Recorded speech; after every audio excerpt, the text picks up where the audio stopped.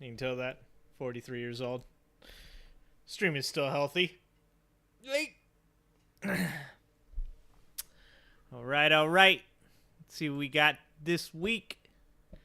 Got some Trump rap. We got some tapes that involved Trump. I know a few tapes that were in Russia that involved Trump. Let's see here. We're going to start today. Uh-oh. I pushed the button. There we go. Start today with a little Kyle Kalinske. And him talking about some secret tapes. We're going to hear about the secret tapes. I think we've already heard about some of these secret tapes, but we're going to watch some more about them. I think that they actually got a hold of the tapes. So now we actually get to listen to Trump say the dumb shit live and in color. All right. I'm going to hop right into it. We get started quick on this show. We're going to watch Kyle Kalinske talking about the Trump secret tapes. Welcome to the show. I got a great one for you today. So, all right, then. I'm playing catch up a little bit here, but I need to react to the leaked secret Trump audio. Me too, tape Kyle. Where he basically Me too. admits to his crimes. I'm going to lead with that in just a second. We also have an amazing story, or I should say a couple of stories, of decisions the Supreme Court made. Now, it was just yesterday that I did a segment titled, "The Supreme Court is effed." And today, we got to reel that in a little bit, because apparently, out of nowhere, they decided to make two decisions that are actually correct. And I'm just as shocked as you that this happened. In fact, one of the cases, people were speculating, and I don't think it was wild speculation, I think it was accurate speculation, that if the Supreme Court had gone the other way on this case, that it would be the end of democracy as we know it. Okay. That's not hyperbole. I'll give you the facts of the case, and you'll see exactly what I'm talking about, but thankfully, What's happening, James? What's up, buddy? It went in the proper direction. We also have a 2 versus 1 debate on abortion. It's two anti-abortion activists versus Destiny, and man, it was heated. Man. I've actually heard that's a really good one. Maybe we should watch that too. I watched a one with him and some girl named Alaya, something like that. That was actually really bad because she's like 19 years old and all she did was appeal to emotion the entire time, as oftentimes the activists tend to do. But I kind of want to watch this one with him versus the two pro-life people, or anti-abortion. I don't call them pro-life because they're not pro-life. They're not even close to pro-life. These are people that accept the death penalty. They don't care how, kids in schools are getting killed. I wouldn't say they don't care, but they're not as interested in preventing it. I don't call them pro-life. I call them anti-abortion. And it was intense. But ultimately, I think Destiny got the better of them. And then later on in the show today, we have the anatomy of a right-wing lie. So we have RNC Research and Marjorie Taylor Greene and many other Republicans are running with a quote from Joe Biden, which is just completely and utterly disingenuous, dishonest, misleading, and they're leaving out like the 5-second clip afterwards, which totally debunks it. That never happens. You telling me that somebody took some stuff out of context?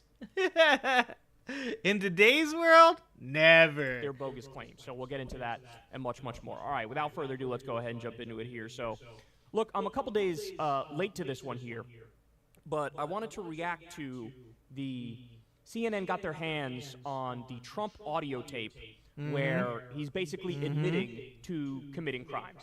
He's talking about how he has top secret or classified information. He's waving it around. He's like, "You're not really allowed to look at this. I can't really declassify it anymore. I'll let you take a look at it if you want to take it." So I'm going to play that for you, and then I'm also going to tell you what his reaction was and what many right-wing commentators' reaction was to this incident. It is really something special. Listen to this. These are bad, sick people. That was your coup, against you. Well, it started right at the like when beginning. Millie's talking about, you were going to try to do a coup. No, they were trying to Try to do a coup. Were sworn in. By the way, look at the people that he surrounds himself with. "Oh, sir, you're amazing, sir. Sir, your farts don't smell. I don't think you've ever done anything wrong. People say you were trying to do a coup. I think they were trying to coup you. I think they were trying to coup you." Really? You saw what happened on January 6th, and you don't think that's important? Yeah. I mean, best case scenario, you could just describe it as a pretty much a peaceful protest. Definitely the most peaceful people. The best people. The most peaceful people. riot that was doomed to fail. But worst case scenario, he was trying to prod Mike Pence to overturn the results of the election, reject the results of the election. He gave a speech where he said, everybody's got to be strong, march on the Capitol, be strong. We can only take our country back with strength. What's up, Tommy? He was like, yeah, maybe when they're chanting hang Mike Pence, maybe you deserved it. So clearly, at its highest aspiration, it was an insurrection or a coup. At worst, it was a riot, which was doomed to failure, but still with the goal of keeping your ass in office. Hold on, DJ. What's Deep Drinks podcast? I'm going to have to go over there, too. I might be coming with you. That sounds like a good podcast. And your people have the nerve to be like, sir, I think they were trying to coup you, actually. When the guy who won by 7 million votes tried to take office, I think that was rather unfair against you. It's guys like Trump, massive narcissist, massive ego. He wants to surround himself with people who are just going to coddle his ball sack. They were trying to do that before you even were sworn in. That's right, trying to overthrow your... Not going to lie, I'd like some people to coddle my ball sack as well. Just saying. Just saying. Well, with Millie, let me see that. I'll show you an example. I'll show you an example. Quote, I'll show you an example. Now let's keep listening. By the way, the main claim he's going to make here, and you'll see it, it'll unfold in front of you here, is that I didn't want to attack Iran. It was Millie who wanted to attack Iran. And here's the papers proving it. Well, the papers are classified, you jackweasel. But again, by the way, even the claim I didn't want to attack and he did, that's not true either. All right, let's keep going. Isn't it amazing? I have a big pile of papers. This thing just came up. Look. This was him. They presented me this. This is off the record, but they presented me this. So this is him showing the papers. I have a big pile of papers. This thing just came up. Look! I'm going to quote that again. Yeah, and I'm sure he's about to get to it, but Trump pretty much said he never actually had a paper, that it was all just news clippings. Like, it was just newspapers and stuff. He's, like, trying to use the E. Jean Carroll, I've never seen this woman in my life defense. Like, this is all he does, him and Andrew Tate both. Like, I don't know what you're talking about. I never met that person. Like, this is what he's going to do with the documents, too. He's going to sit here and say, oh, there wasn't any documents. Those weren't documents. Those were just newspaper clippings. And it doesn't even matter. I mean, they've got a lot more evidence than just this on him. But, I mean, he's full of shit. It even sounds like a fucking manila folder. Look, paper shuffling. This was him. They presented me this. He's currently showing a top secret classified document. And remember, with Donald Trump, it was way worse than Mike Pence, way worse than Joe Biden. We're not talking about papers that are part of the overclassification problem, where the government says, hey, we're going to classify this just because it embarrasses us. This is stuff that should actually be classified. At Mar-a-Lago, he also had, like, nuclear secrets, vulnerabilities of the United States, etc. Yeah, and that's actually the most important part, because if you guys watch my last video, my new video, once again, guys, I have another new video out. I'm putting out videos every week now. I'm back to it. I got a little bit down, a little bit tired, a little bit overworked, but I'm back to putting out videos every week. They're not reaction videos. They're more of reaction with some made it my own kind of thing. But you guys should check it out. But the thing is that he's not being prosecuted under the Presidential Act. He's being prosecuted under the Espionage Act of 1917, which does not matter whether or not he declassified these documents or not. If they're documents that pertain to things like nuclear secrets, if they're documents that pertain to national security, all of those things, if they're shown to somebody that is not, in the department, like the Department of Energy, if you're showing nuclear documents to somebody that isn't part of the Department of Energy, you can be prosecuted under the Espionage Act. That is what he's being prosecuted for. So his defense that he even declassified these as the president wouldn't even matter, because he's not being prosecuted under the Presidential Act. He's being prosecuted under the Espionage Act, which it doesn't matter. Even if he had declassified these documents, he still can't show them to people. You can't just fucking go, I declassified them, so it's cool for me to fucking show people my nukes. That's not how it works. It's not even close. Can you imagine how bad it would be if somebody, as the president of the United States, was allowed to declassify any information and just show it to fucking Kid Rock? It'd be terrible. It was a secret newspaper? Exactly, DJ. The most secret New York Times newspaper.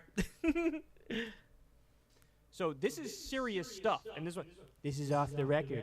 Why are you saying it's off the record? Because you know you don't have the ability to declassify it, and you don't have the right to show these people this information. This is off the record, but they presented This is me off the record. This was the Defense Thank you. Department and him. Appreciate it. We looked at something. This was him. This wasn't done by me. This was him. All sorts of stuff. It's pages long. Look. Wait a minute. Let's see here. Wait a minute. Yeah. I just found, isn't that amazing? This totally wins my case, you know. Fuck. Except it is like highly confidential. secret. Everybody was joking when we first got news about what he did with classified information. That he's basically recorded being like, I'm the crimes man, I love committing crimes, watch me commit some crimes, call me Crimey McCrimington. And then the tape comes out, and that's exactly correct. That is exactly what's going on here. Like, this is, as far as dead to rights goes, this is as dead to rights as it gets. There's no ifs, ands, or buts about it. If this was anybody else, game, set, match, dog. It is like highly confidential, secret. This is secret information.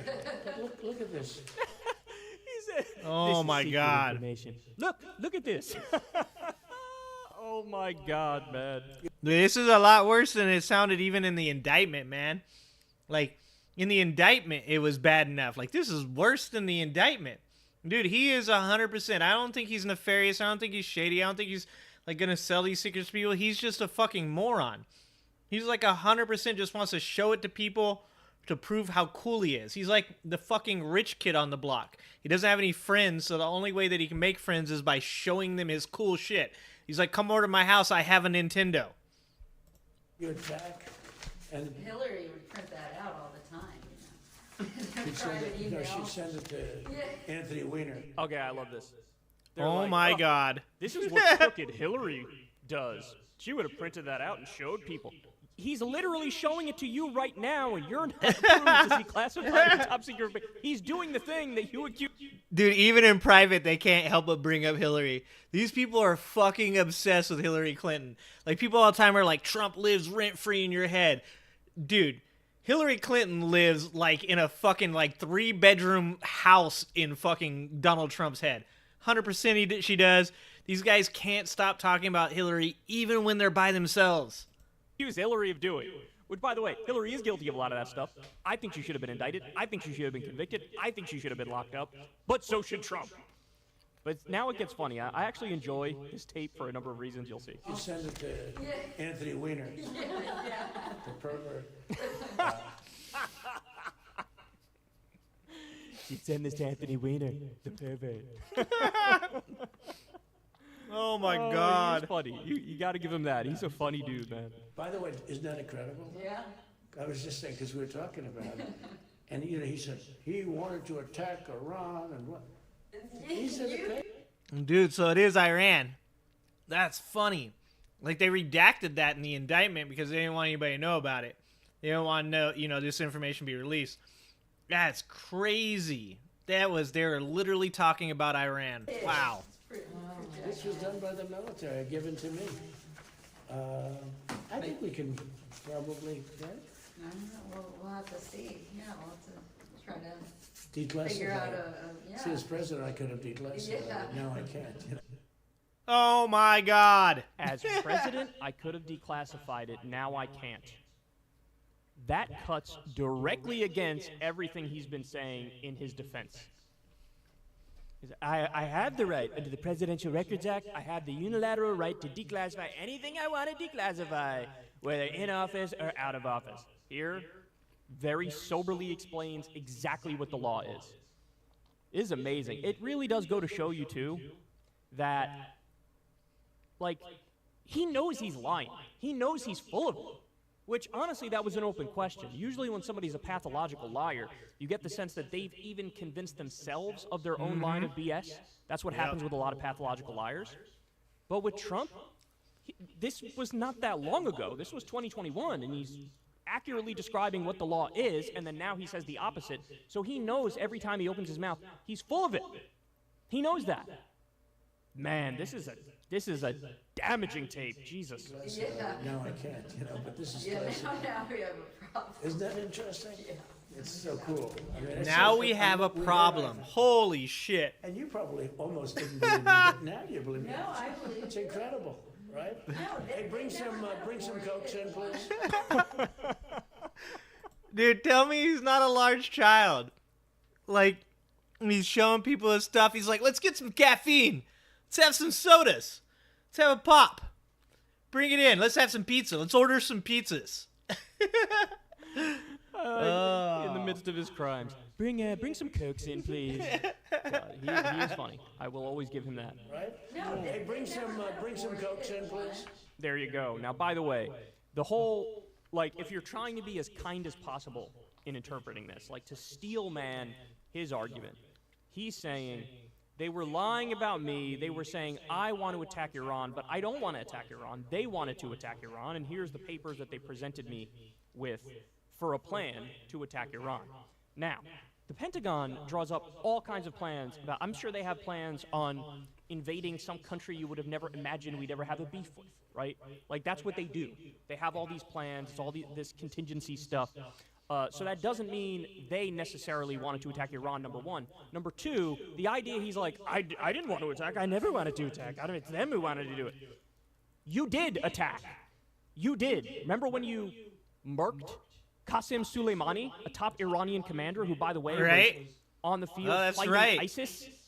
We acted as the de facto air force for ISIS because you wanted to take that guy out, and by the way, that led to a tit for tat, and they were attacking some of our people, and we kept attacking some of their people. It was a very damaging, terrifying, scary moment because it looked like we were going to go to all-out war with Iran, but he did an illegal assassination of a top Iranian commander. That is you.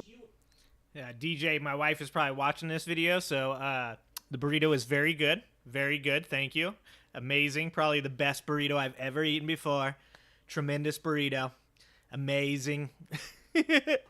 He's the one to see what I have under my bed. Exactly, Bucket. Exactly. Donald Trump just wants to show people his cool stuff, like his top secret documents with nuclear information and capabilities in it. Like, if you just come over and sleep at his house, like, right? Like, he just wants to have a sleepover. That's all. Attacking Iran. By the way, you act like you don't want to attack. You ripped up the Iranian nuclear agreement, which was working. It was verified over a dozen times by the International Atomic Energy Agency. It was working. You ripped it up. Which, by the way, then in turn made Iran go, okay, I guess we will go ahead and move further down the path of creating a nuclear weapon. You have yourself to blame for that. So you did attack an Iranian commander. And a story a lot of people don't remember is that Trump, there was a scandal, I forget which, maybe it was one of his impeachments or something like that, where there was reporting at the time Trump is considering attacking Iran, like a full-scale attack. And then people dug up, apparently when Obama was president, and there was some scandal, I don't remember which scandal it was, but Trump said on Twitter. Was it the beige suit scandal? It was probably the beige suit scandal. I bet you money. It was the beige suit scandal. That was like top-notch, worst moments in presidential history. Obama wearing a beige suit. Twitter, I bet Obama's going to attack Iran to deflect from his scandal, which is taking him down. It's incredible scandal. I bet he's going to do that to change the conversation. And so then, when Trump's president, when he's got some sort of a scandal going on, the reports were he's the one who's considering attacking Iran, which would be the same thing he thought it was a good idea of trying to orchestrate when he was president. And so, do I take his word for it? That like, well, I didn't even want to do it. First of all, you did it. You killed General Soleimani. Second of all, of course I believe that you were drafting plans to do it. He's the dude, and I totally believe that he killed Soleimani because Obama killed Osama. I'm right there. I really believe that the reason that he like was always trying to one up Obama. Everything he did was like to just shit on anything that Obama did before. I really, totally, completely believe that he killed Soleimani just to be like, I got you one better. the most impulsive person maybe that's ever been president of the United States. So even the argument of like, I didn't want to attack, they wanted to attack, I don't buy it. And also remember, I think it was General Milley who had to talk Trump down from invoking the Insurrection Act when there were the George Floyd protests and riots. He was like, yeah, I want to Good deploy Lord. the U.S. military on our streets and basically Yep. declare martial law, go full police state, Yep. totally destroy the idea of a First Amendment and free speech and free protest. And it was Milley who was like, that does not seem like a good idea. In fact, Milley gave a press conference a couple days after, and he was like, we're going to go ahead and not do that. We don't deploy the U.S. military in the streets of the United States of America. So We're gonna this not is a do guy that. who, in many ways, has shown way more restraint than Donald Trump has. And so his argument that he's the one who's, insane, he's the one who's wanting to attack everybody, I don't believe you. But really, all that's secondary to the main point of the conversation here, which is, when you look at the crimes, they are crystal clear. He's admitting to them. It's kind of crazy. Now, I told you I'd give you what their defense is. You guys are going to love this. And it's not just Trump, it's also Sean Hannity. It's basically anybody who's Tell team me Trump, it's the documents. what their argument is at this point in time. There were no documents. They're saying, well, he was lying. He didn't actually have those papers. Yep. You know how Trump is. Called it. Trump's a liar. And so this is an instance of him lying.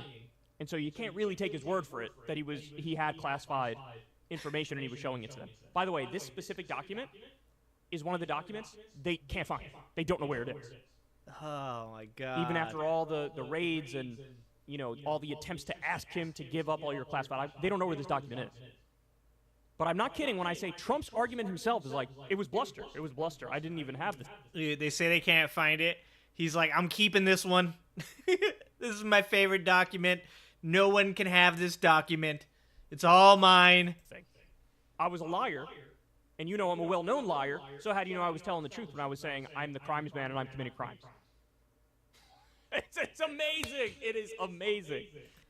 You gotta lie so much that they don't know when you're lying and when you're not lying. That's the game. But by the way, that's not going to be a good argument in a court of law. Why? Because if you're saying, hey, I was lying then, what you're saying is, Yeah. I am a liar, which means a judge or a jury would be like, how do I know you're not lying right now? How do I know that? And so that is, That's the wanna talk about game. a It's the desperate game. argument. That is as desperate as it gets, and it shows that they genuinely think they're in trouble. They really believe they're in trouble. Wow. Mm-hmm. Wow.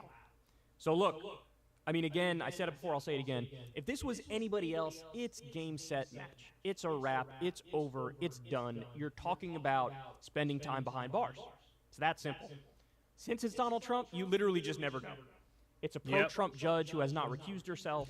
And it's in Florida. So that And makes it's in it an Florida. issue. Apparently, if it's a jury case in South Florida, you only need one holdout in order for him to Yep. not be found guilty. So, there's mitigating factors, but at the same time, it's a 99.6 conviction rate of the feds. At the same time, I've never seen a case with more clear-cut evidence. So I don't know what's going to happen, but again, if this was anybody else, it'd be over. So that's the thing, too, is it's just one jury member can just blow up the whole thing. If one jury member doesn't find him guilty on a charge, then the charge is thrown out. It's literally they're running the gambit of making him have to go through 37 different charges and have one juror in every one of those find him not guilty. That's how he gets off. It's potentially obvious that he's going to get off on some of the charges, if not most of them. But the way that this all works out is that if he's found guilty on even one of these charges, most of these charges have a minimum of 10 and a maximum of 20 years, which obviously most of the time when it comes to judges and how they do the sentencing, it probably won't be anywhere near that. But any one of those charges could possibly send him to prison for 10 to 20 years, which we all know his prison will probably be house arrest at Mar-a-Lago with the other top secret documents that he hasn't returned yet. But that is the game they're playing right now. And this is a pretty crazy trial, if you want to be honest, because it's in South Florida, where it's super pro-Trump. I think one of the counties there was 70% was for Trump. The closest that any of them that were not pro-Trump were over 50%, 51% for Trump. So it's going to be incredibly hard for Jack Smith to prove the majority of these, which I think should be open and shut when you hear shit like that. But it's going to be incredibly hard for him to prosecute him in South Florida with Eileen Cannon as the judge, even with insurmountable evidence. And that really speaks to exactly how crazy the people are that follow Trump. What's happening, Tamara? And Trumpers don't care about evidence. If you guys watch my video, it's a video about a dude that is, he even, like, as far as Trump guys go, a couple times he kind of, like, hesitates a little bit as this guy's debating really good. He kind of does what Kyle did here in a minute ago. He said, hey, I think that Hillary should be indicted. Hey, I think that Hunter Biden should be, put up on charges. So he kind of sets the guy up with this idea that, like, I'm actually agreeing with you on these things, but can we also agree that if Hunter gets put on trial and Hillary's put on trial, then it's just fair that somebody like Trump should be put on trial? And the guy's like, he just fucking does so much mental gymnastics to try and put it in a way that, like, well, yeah, I do agree with that, but no, also because they're just trying to get Trump. It's like he's literally incriminating the shit out of himself, and these people still refuse. Helen Keller just can't see, can't hear, nothing. Don't want to know anything about it. La la la la la la la. Nope. Don't hear anything. Like, he clearly is saying, yeah, I have documents there, and he's going to say, I didn't have a document, and there's going to be a ton of fucking people that believe him. When he talks about the Georgia election votes, this guy talks about how he's like, oh, no, he was just trying to find the votes that were for him. No, he was trying to find votes for him that didn't exist. Like, you can't call the fucking electorate and be like, hey man, just like look around until you find some. That's not okay. It's insane. Keep this one thing in mind: a mistrial is not an acquittal. Yeah, all right. I'm not a lawyer. You guys are gonna have to help me out with that one. Seems to be taking his case directly to his followers, no regard for the... Exactly. That's why it's kind of like the Andrew Tate shit. I keep drawing parallels here, but I don't think Andrew Tate... I think Andrew Tate knows he's in trouble. I think he knows he's going to jail, and I think what he's doing is he's courting public opinion. He's just trying to get enough people worked up that there's going to be backlash for the courts, which obviously in Romania I don't know if that even matters, but at the worst he's going to do his time and then get out, and he's still going to have a bunch of fucking money, a bunch of followers, a bunch of people that he's probably going to have more followers when he gets out of jail, because that's how these people's brains work. The followers of the Red Pill Andrew Tate movement and the followers of the Trump movement have some real close commonalities, and that is that no matter what you say about their cult leader, they do not care. They're going to stick to him, and if they go to jail, they'll actually become even worse. They'll even become more in it. They will even put more of their effort into following this person. Donald Trump is 100% going on all these interviews. He's releasing all of these speeches because he is not courting the court. He's courting public opinion. And I think he's probably trying to get elected so he can pardon himself. I don't know. Can he do that? Can he pardon himself? Having the conversation about, apparently Jack Smith is also looking into January 6th related crimes. Yep. And he got some of the fake electors to flip on Trump. Yep. So, I don't know, man. My biggest fear at this point, to be honest, is that the timeline doesn't work. And by the time you actually get any movement on the case, by the time you actually get any kind of guilty verdict or whatever, you're talking about the primary's done, Trump has won, maybe even the general election is over. You know? So it's a volatile situation, to say the absolute least, but make no mistake about it, even they know this tape is beyond devastating. Hey, y'all, do me a favor and like and subscribe. It helps out big time in the algorithm. Obviously, I know most of you guys already listen to Kyle. I know you guys already watch Kyle, but if you don't, go give him a subscribe, give him a like. Kyle Kalinske is awesome. I probably should have listened to Mara, I think her name was, Miranda, probably like 6 months ago when she told me to go watch him, and I didn't because I had so many other things to do. But this dude is, I like Kyle. I like Kyle a lot. So let's stick on that for a minute. Let's take a look a little bit at, where was that other one here? There's a lot going on right now. Dude, there is some strange stuff going on in the world with Russia, with Donald Trump, with submersibles. There's some real submersibles going on right now. Not anymore. I guess that one's over. But I'm still looking. Yeah, Rudy Giuliani is now. Let's watch this. I want to watch this. Michael Steele, I have to start with you because I feel like knowing Rudy before he was this Rudy, makes his appearance before Jack Smith's investigation. Yeah, you guys remember the original Rudy? Remember when he was like America's mayor? Like everybody loved Rudy Giuliani, and he just took a fucking dive off the deep end. That's these people that are like they're selling their soul to be to join the cult. They're selling their soul to be popular. They're selling their soul for like some kind of clout, and it's like insane to watch because some of these people don't come back. I don't think Rudy Giuliani's ever coming back from this. If you're in that jurisdiction and you get on the jury, it's bank, books, interviews, exclusive podcasts, and if you're a Macedonian, your chance to be the patriot. Yeah, exactly, Nathan. And that's what's like really actually fucking concerning about this is that there's once, like I was just saying about Rudy Giuliani, is like you really have this opportunity in front of you to, you can become a cult figurehead by just, being the person that voted no.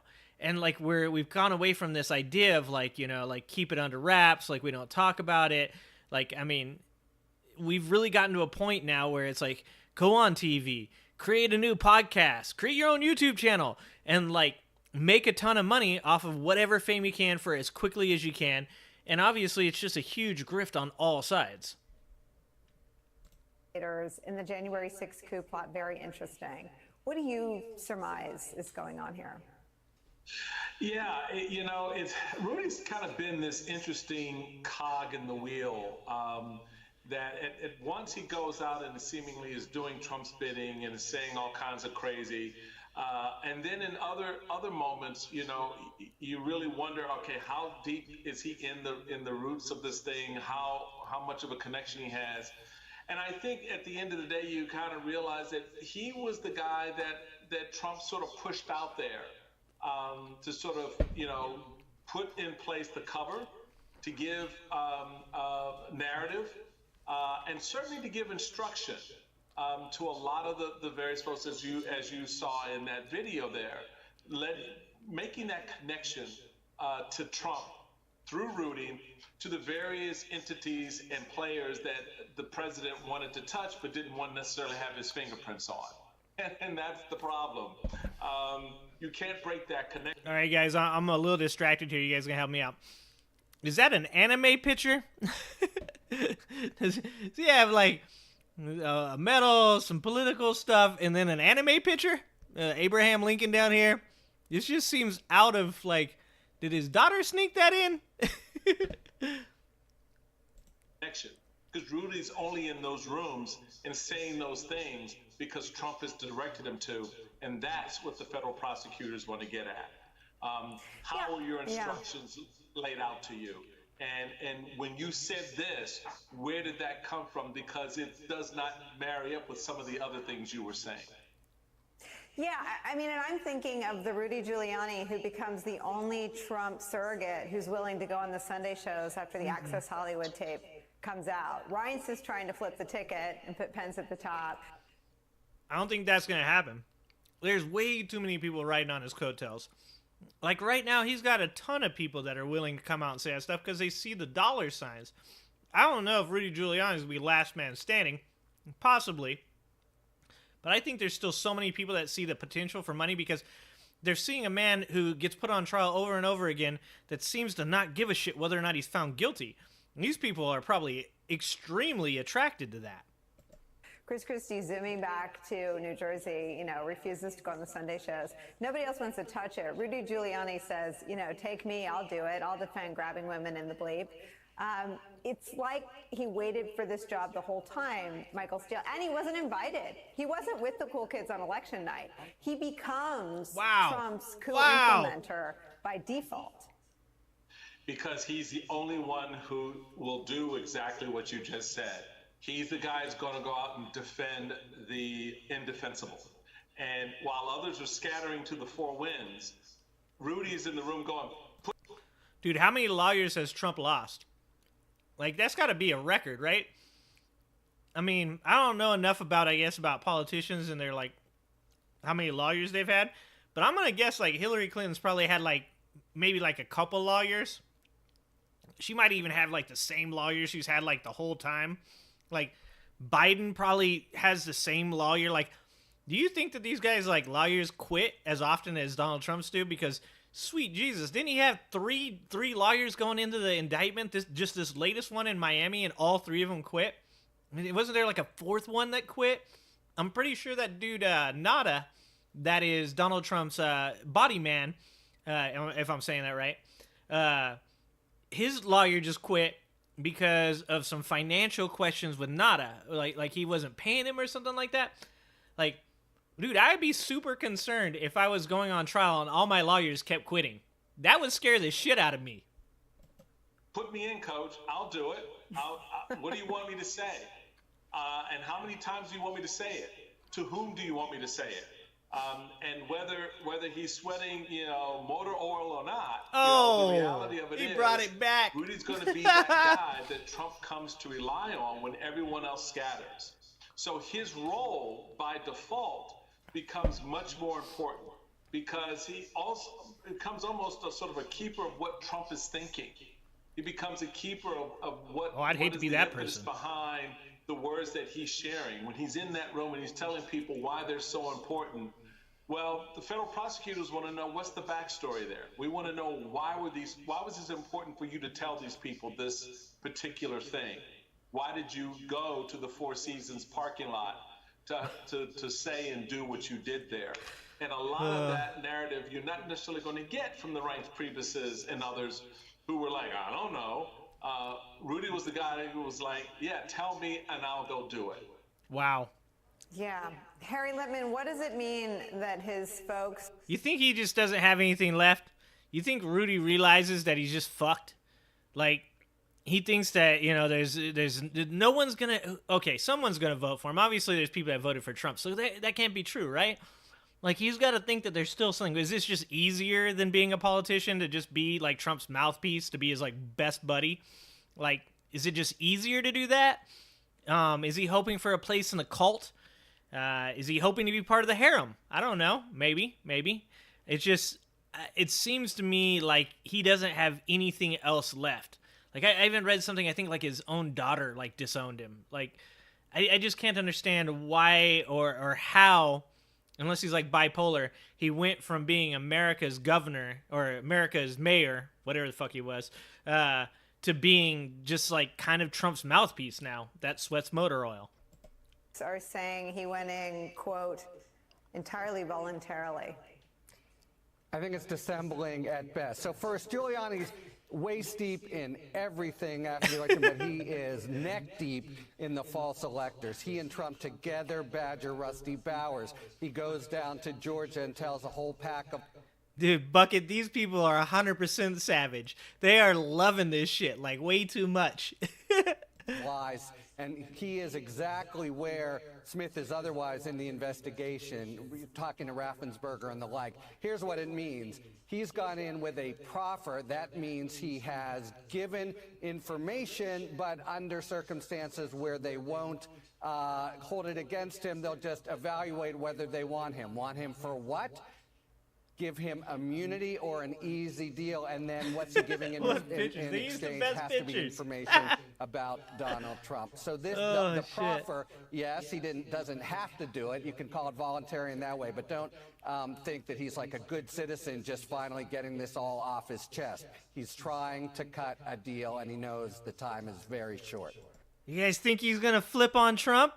You think he is?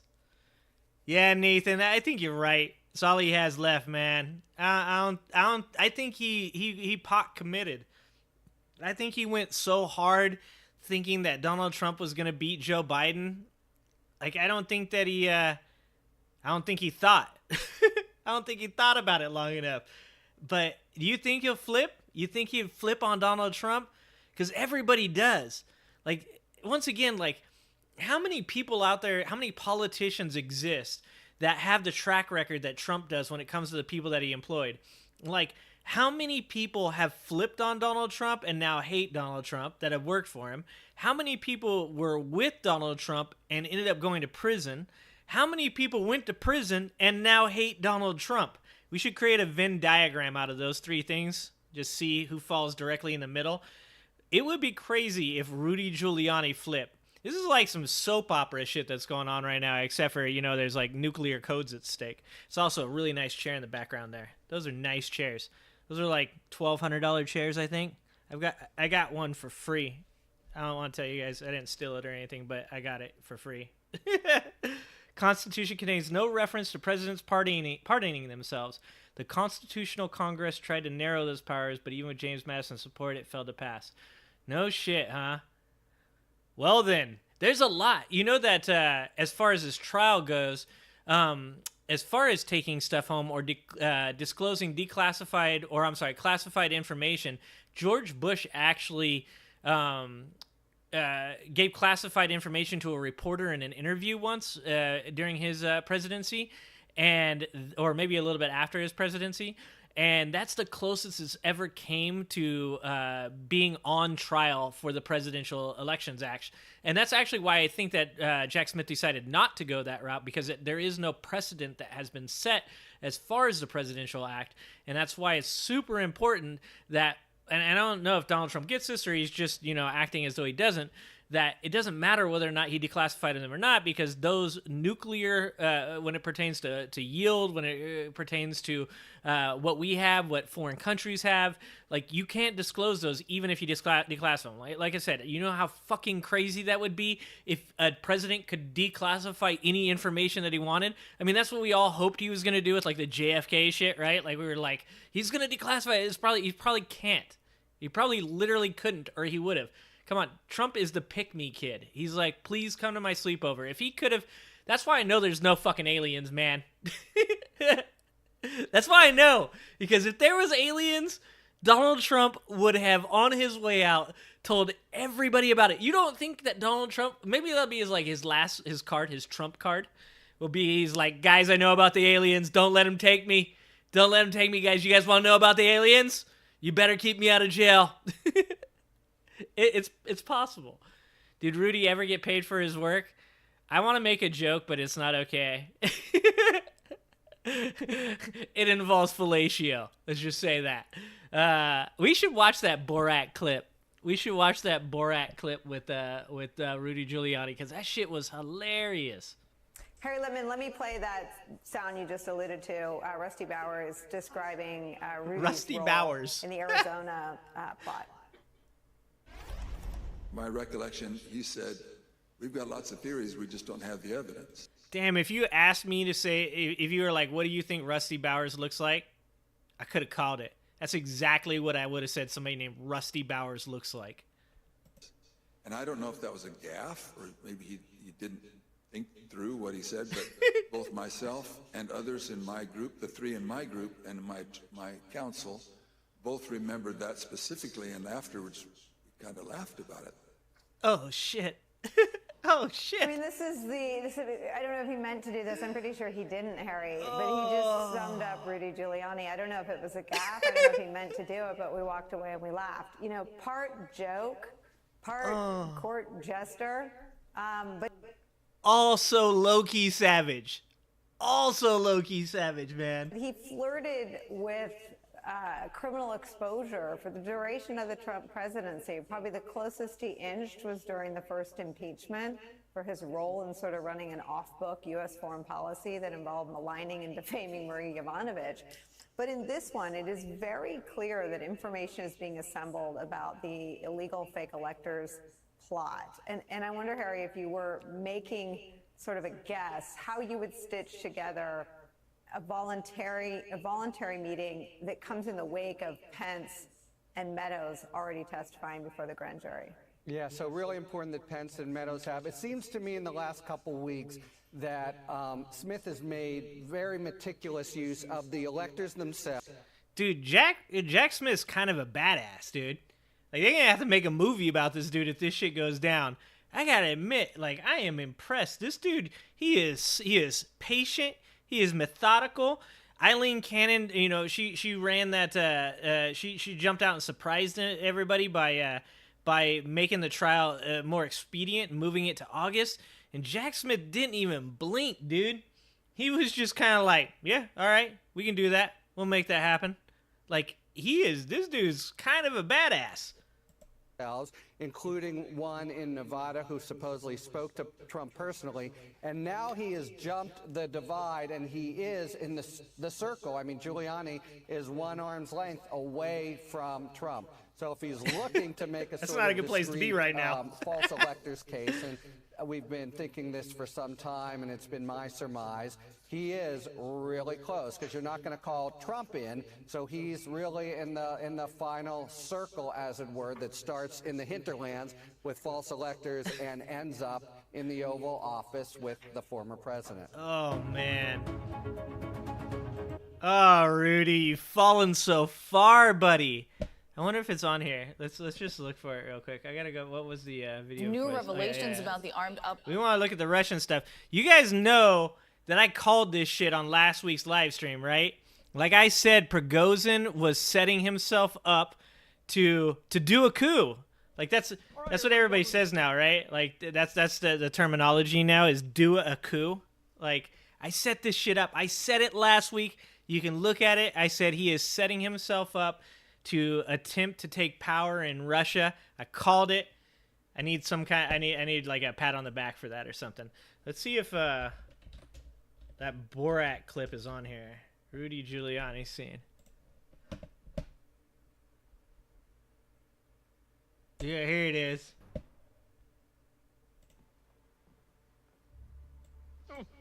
You like Rudy? Nice to meet you. You like Rudy's wearing a mask too. I love that shit. Like talks all that shit about masks. Talks about how they don't work. COVID's the lie. All this shit. Look at his ass wearing a mask. Nice to meet you, my dear. Nice to meet you. You are one of my greatest heroes. Oh, that's so nice. Thank Yes. you. Thank you. I will try my best, but because I'm super excited and nervous. Well, you relax. I'll relax. You want me to ask you a question? I'll relax you, okay? Yes, thank you. I feel like I'm living in a fairy tale. You're gonna do Oh great. my God. So, please take this. It used to belong to my father, but I think you should keep it.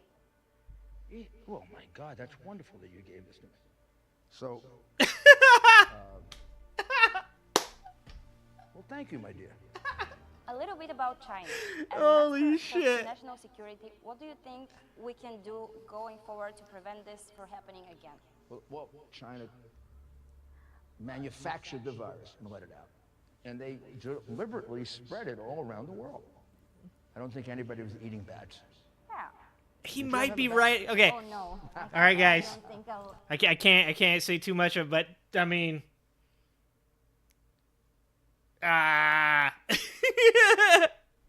he might be right on that one. If you eat a bat I'm not gonna say it was deliberately spread. All right, I'm just saying. with me, Okay, I will. I'll eat a bat. you're so funny. So, probably in your rough estimate, how many lives President Trump saved? Dude, he's about to start leaking motor oil. I'd say he saved 1 million lives. It would have been 1 million more had he waited that month, the way the Democrats would have done. Yeah. But he acted swiftly. He acted before anybody. In fact, even his own advisors. Some of them advised him not to do it. Yeah. Oh shit! COVID. It's always. Never been in front of the camera. I've always been behind of the camera, but today something with I this. think you're going to look pretty good. Oh my God, he is so Well, cringy. thank you. I really feel like Melania right now. Well, you're doing very well. You're going to look pretty Sorry to interrupt, Mayor. Sound problem. I think we'll cancel interview. I don't think we need. Dude, Borat. I miss Borat. I've already checked. Is that better? Yeah, that's a bit better. Let me just listen in for a bit. Yeah. Is she asking too many questions? No, she's doing great. A very nagging wife. No. If I were you, I would stick to marrying your cousins. Let me check the sound. Let me check the sound. Sure. Mr. Mayor, can you say something? Can you say something? Yes, I'm fine. Yeah, the sound is perfect. probably please, better please, if I stay in. No, please. If I need you, I will call you. Sure. You will be in the lobby, right? I'm so sorry. That's horrible. Sit. Okay. I'm so sorry for that. Really, apologize. Apology accepted. No problem. Okay. Okay? Yeah. Thank you again for giving me this time. Dude, he's so funny looking. Holy shit. What happened? There you go, my dear. Okay. Oh. Uh-oh. You can give me your phone number and your address. Uh-huh. There's a hip. Every old dude knows that. Should we slip your jacket? Every old dude knows that. Oh, we're getting copyrighted. That's a good pause right there. Dude, that is a great pause. YouTube's telling me I can't show the rest of it, though. That's too bad. That is fucking... Dude, he is so funny. He is so cringy. Peter Hotez has ties to Wuhan. Are you sure about that? It seems like everybody does. Every time somebody picks somebody they don't like, they're like, they have ties to Wuhan. Like, 100%, that guy has ties to Wuhan. You guys are going to get mad at me and tell people that I have ties to Wuhan.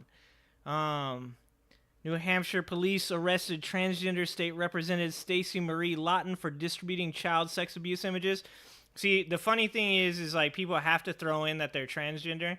It don't matter who they are. I don't care if they're transgender or not. Like, if they did that shit, then they should go to jail. But, like, it seems like people, like, only want them to go to jail if they're against them, if they're, like, on the other side. See, I don't give a shit what side you're on. If you, like, distributed child pornography, you should just go to prison. I don't give a shit who you are. Authorities arrested girls for taking sexually... Yeah. And I don't know how this, like, actually... why you're saying these things. But 100%, if that person did that shit, they should go to prison. I don't know if you think that, like, I'm gonna be like, no, or not. But yeah, if they did that shit, they should go to prison. That's a weird sequence of things to say, though. Peter Hotez has ties to Wuhan. The transgender person had child sex abuse images. Like, this seems like you're trying to say something, but I'm not sure exactly what the hell you're trying to say, though. you have to clean that up, Patrick. You're gonna have to say it in a way that I can understand it. Einstein used to say, he said, if you can't explain it to a 5-year-old, then you don't understand it. Let's see. We can't watch that. Let's talk a little bit about the Russian thing, because the Russian thing was super interesting. That whole thing where he marched on Moscow. Like, I called it. I said he was going to do it. My boy Sharon was in here from Poland. He's telling us about some stuff. Uprising by the Wagner Group in Russia. The Moscow Times is reporting that the So this is the dude that they think actually, like, was in cahoots with Prigozhin too. And his ass has disappeared, because that's what happens in Russia. You don't get a fair trial. Your ass just disappears. Deputy Chief of Staff of Russia's armed forces has been arrested. The paper says General Sergei Surovikin is being held on suspicion of being involved in Yevgeny Prigozhin's rebellion. The New York Times has also claimed that a senior Russian general had advanced knowledge of Prigozhin's plans. The Kremlin denies the allegations and maintains military commanders are united behind President Vladimir Putin. Mm-hmm. You see, that's the mess of stuff that happened to you in Trump Russia, in Putin's Russia.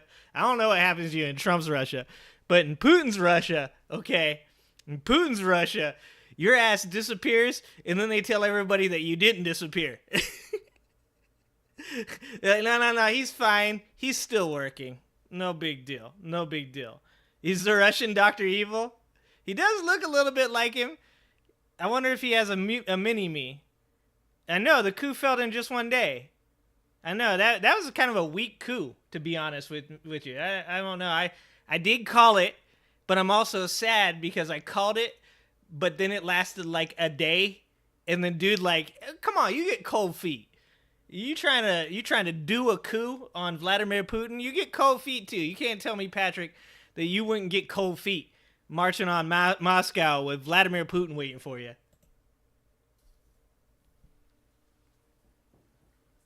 For more on this, we can now bring What in was that? DW's Russia analyst Konstantin Eggert, who's following all of this from the Lithuanian capital, Vilnius. Konstantin, Russian media, they're reporting that Surovikin has been arrested. How credible is this information?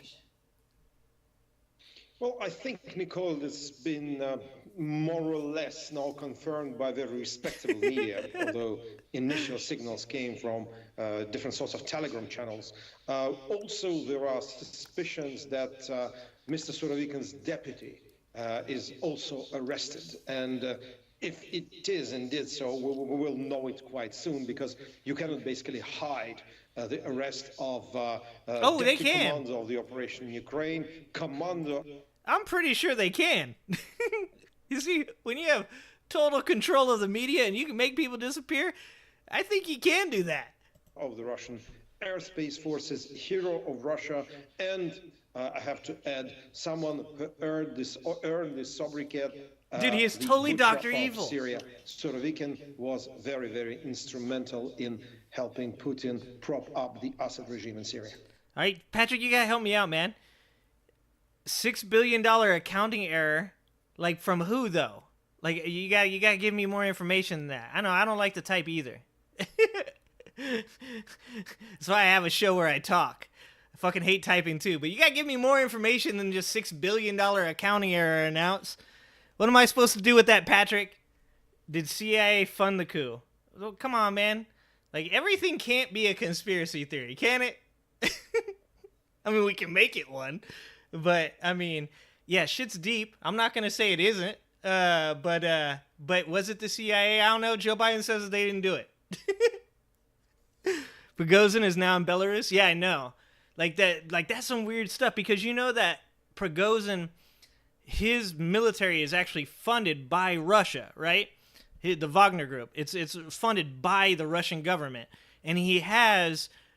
Currently, I can't remember which country it is, but he provides security for a president of some country with the Wagner Group. And I want to say it's somewhere in Africa or South Africa that he's got all kinds of stuff going on over there. He's got stuff going on, I want to say, in the Middle East. And so, like, how does that fucking work? And how is it that this dude can march on Moscow and Donald Trump, or God damn it, I have Donald Trump in my brain right now. He is living rent-free in my head today. How is it that he can get away with that and Vladimir Putin doesn't just swoop in and murder that motherfucker? You guys remember the dude that ran against him? He, like, poisoned his tea, pushed him down a set of stairs. Like, dude, there is a bunch of shit that happened to that man. I think he's in jail right now. Like, how did this guy march on Moscow and he's still alive? And why would he ever stop? Why would you march on Moscow in the first place and then just stop? I mean, like I said, I get cold feet too, but I'd never even try that shit. You got bigger balls than I do. Pentagon found it had overestimated the amount of funding for ammunition, missiles, and other equipment. Is that what Jon Stewart was talking to him about? Wasn't that a while ago? Did that have anything? I thought that was like earlier this year. Yeah, give us some What we really need is Jon Stewart to be investigating this shit. more context. Who is Surovikin, and why did he appear to become a threat to Vladimir Putin now? Well, Surovikin was commander of the operation in Ukraine until January this year. Then he was replaced, but kept a position of deputy commander. He also still officially commands Russian aerospace forces. And he's one of the top generals in Russia, has his own following, and evidently could have set... And why do all the Russian generals look scarier than ours do? I've got like general envy, okay? Like all their generals look kind of like you said, like DJ said, man. He looks like Dr. Evil. And General Mattis looks kind of scary, but that's because he's Mad Dog. But all of these dudes, they look way scarier than our generals.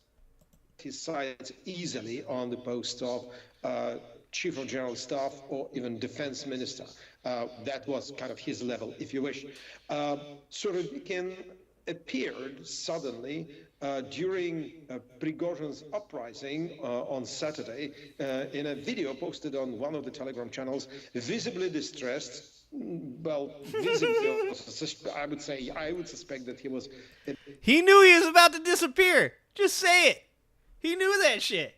Prigozhin stopped and was like, okay, I'm not going to do this anymore. And that dude was like, oh, fuck. bit inebriated, and in a very unconvincing language, he tried to tell the Wagner mercenaries to stand down.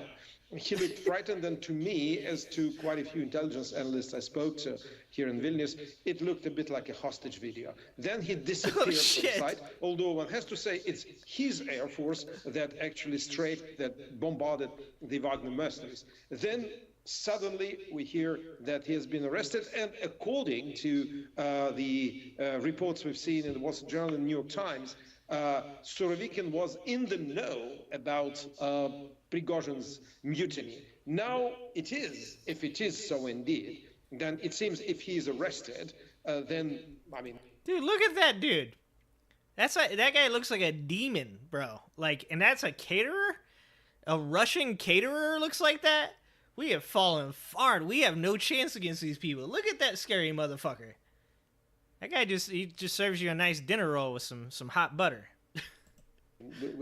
It seems like he was a part of this plot, and he probably counted on something as a result of Prigozhin mutineering. Mm-hmm. Are we witnessing the beginning of Putin cleaning house after this unprecedented challenge to his rule over the weekend? Oh, yes, very much so. This is very, very, very sort of traditional. It's a classic dictatorship in the wake of a putsch. Putin will now be arresting everyone left, right, and center just to prove that he's quote-unquote strong. Whether it will bring any results or whether it will actually spook the remainder of the regime even more and maybe propel some other people into action, that remains to be seen. But what we've seen is completely unprecedented, I would say, since maybe the mid-50s, when Marshal Zhukov, the victor in the Second World War, sided with part of the Politburo to try and replace the then leader, Nikita Khrushchev. But we are talking about 1957, nothing like that since then, an unprecedented involvement of the army in Russian politics at the time of war. So in certain way, I would say, Nicole, this is historic and may become even more historic as we speak now. Mm-hmm. As all of this was unfolding, we saw footage of Vladimir Putin surrounded by a crowd in Dagestan taking selfies, hugging his supporters. That's quite unusual for him, isn't it? Oh, yes. And I think that shows the degree of fear that he experienced. Because Putin, as we know... Dude, they're like, we saw Vladimir Putin out there hugging people. Is that weird? And he's like, fuck yeah, that is. That means he's afraid. That's some trippy stuff right there. Anyone see the bow, the fist take on it? No, I haven't. Maybe we'll watch that next, Bucket. We'll watch that next. Doesn't like masses. He doesn't like going to the people. And if he goes to meet the people, it's always very, very well choreographed. We have hundreds of security people dressed in civilians, in civils. I think that if he flew to Dagestan now, they didn't have the time to prepare it really well. So Putin even is risking actually talking to his own people now. That is to show that he's in control. That is to show that he is still, pardon the pun, a man of the people. And that testifies to the fact that he's really, really scared by what happened. It was not a theater play. It was a... This dude better stop saying Putin's scared. He's gonna end up coming up missing next. You're talking about the bow, the fist take on the Prigozhin thing? Is that what you're saying, Bucket? That's what we'll watch that next if that's what you're talking about. If not, link me the video or something, and I'll check it out. Real rebellion. This is DW's Russia analyst Konstantin Eggert from Vilnius. Thank you. Always great speaking to you. Thank you. Dude, it is. That's pretty trippy stuff. I mean, Russia kind of always gives off this, like, you know, you don't get to hear anything. North Korea does that shit too. Like, you don't get to hear anything about it. We start the show with new revelations. How old is this one? That's 6 hours ago. Wanted to detain the chiefs of Russia's armed forces in his rebellion. Like, how the fuck would he do that, though? Like, he would have had to have some people on the inside. There's no way you're going to just march on Moscow with 25,000 people and just take over the entire... Well, maybe. That's crazy. Prigozhin laundered massive amounts of money as a carrier and shared it with other oligarchs. Yeah, that's kind of how he got in with Putin. Was he was a gnarly dude. He went to prison for a while for assault. He came out, started a hot dog stand, ended up becoming Putin's caterer. And then, of course, that led to the Wagner Group, which the Wagner Group isn't even supposed to exist. It's not supposed to. Like, there's not supposed to be any private armies. And somehow, because he's friends with Putin or whatever, he ended up having this. They recruited, like, at the beginning, they recruited all of their infantry and stuff out of prison. Like, this dude put together an insane fucking army out of prison. Bo the Fifth.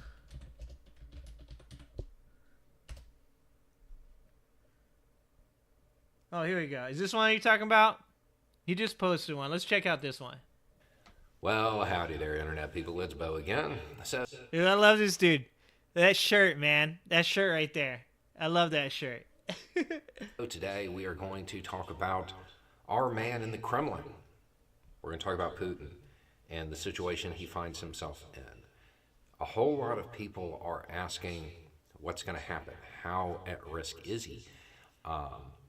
Is he going to be able to retain control? Stuff like that. Short answer is we don't know yet. We don't know yet. And there's a reason that nobody's really guessing at this point. There's a lot of factions. So we're going to go through some of them and talk about... Okay, before he even says it, I'm going to guess. I'm going to guess Vladimir Putin's good to go. I don't know, man. I don't see him going anywhere. About what we can kind of pull from the reporting and different places where they talk and kind of get a feel for where they're at. We will start with Putin himself. Basically, he's saying the entire country is united behind him. Okay, so we'll go to the rest of the factions now. The nationalists, the hardcore nationalist people. It's worth noting that before the little dust-up with Wagner, Gherkin was already like, Putin can't handle the war, he needs to transfer his war powers. Yep. Yeah, I saw that. They are calling him pitiful, saying that his view of what's happening inside Russia is from a parallel reality. They have zero faith in the man at this point. The pro-Wagner channels, they're basically just anti-Putin at this point. No uniting philosophy, ideology, anything like that. They're just mad. They just don't like Putin. The pro-Kremlin commentators. Yeah, and all the Telegram stuff was really pro-Prigozhin, except for when the actual coup happened. Because during the actual coup, a lot of the people that were on the Russian Telegram were saying things along the lines of like that they hoped that no Russian blood was spilt. I wouldn't say they were anti-Prigozhin, but they were definitely hedging their bets. Like, and I'm sure that that's probably pretty important when you live in Russia where you can disappear at any moment. But yeah, he's right. As far as Telegram goes, it is a very anti-Putin sentiment. If you want to consider that, like, people saying that they're unhappy with the war, if you want to say that people wish that, like, somebody else was in charge of the military, but I don't know that they ever, like, full on speak out against Putin, as obviously that's probably a pretty fucking scary thing to do. They're mad too, but they're mad because Putin didn't act decisively when it comes to Wagner. What they mean there is that they were expecting him to kind of double-cross the leadership and find a permanent solution to those who questioned his rule. Mm-hmm. At bare permanent minimum, solution. They expected him to act against the leadership. They're seeing him as weak as well. They're still loyal, but they view this as a weakness, not a mistake. The public-facing Kremlin response, like the official responses, everything is fine. Putin's image is untarnished. Anybody saying otherwise is just a baby throwing a tantrum. Privately, inside the Kremlin, it's the blame game. They're all blaming each other for various things. There's a lot of political jockeying for position going. Yeah, I was going to say that. There's probably a lot of jostling. So one of the things that I might have to change my guess here. I might have to change it because almost always right before the collapse of these types of regimes, there's a lot of like internal turmoil. And there's a lot of jostling. There's a lot of figures trying to find themselves in places where, you know, they're gaining popularity. Obviously, Prigozhin could be even doing something where he's actually in Belarus, but he's still trying to keep ties in Russia, perhaps to come back to Russia to take power at one point, which actually would make a lot of sense because he does have his own private army. If things were to fall apart in Russia because of some inner turmoil where you had, you know, the guy who's just, say that guy that was just arrested, he's, let's just say he wasn't arrested, that he just disappeared. And then you have the guy, I can't remember his name, but the head of the defense ministry.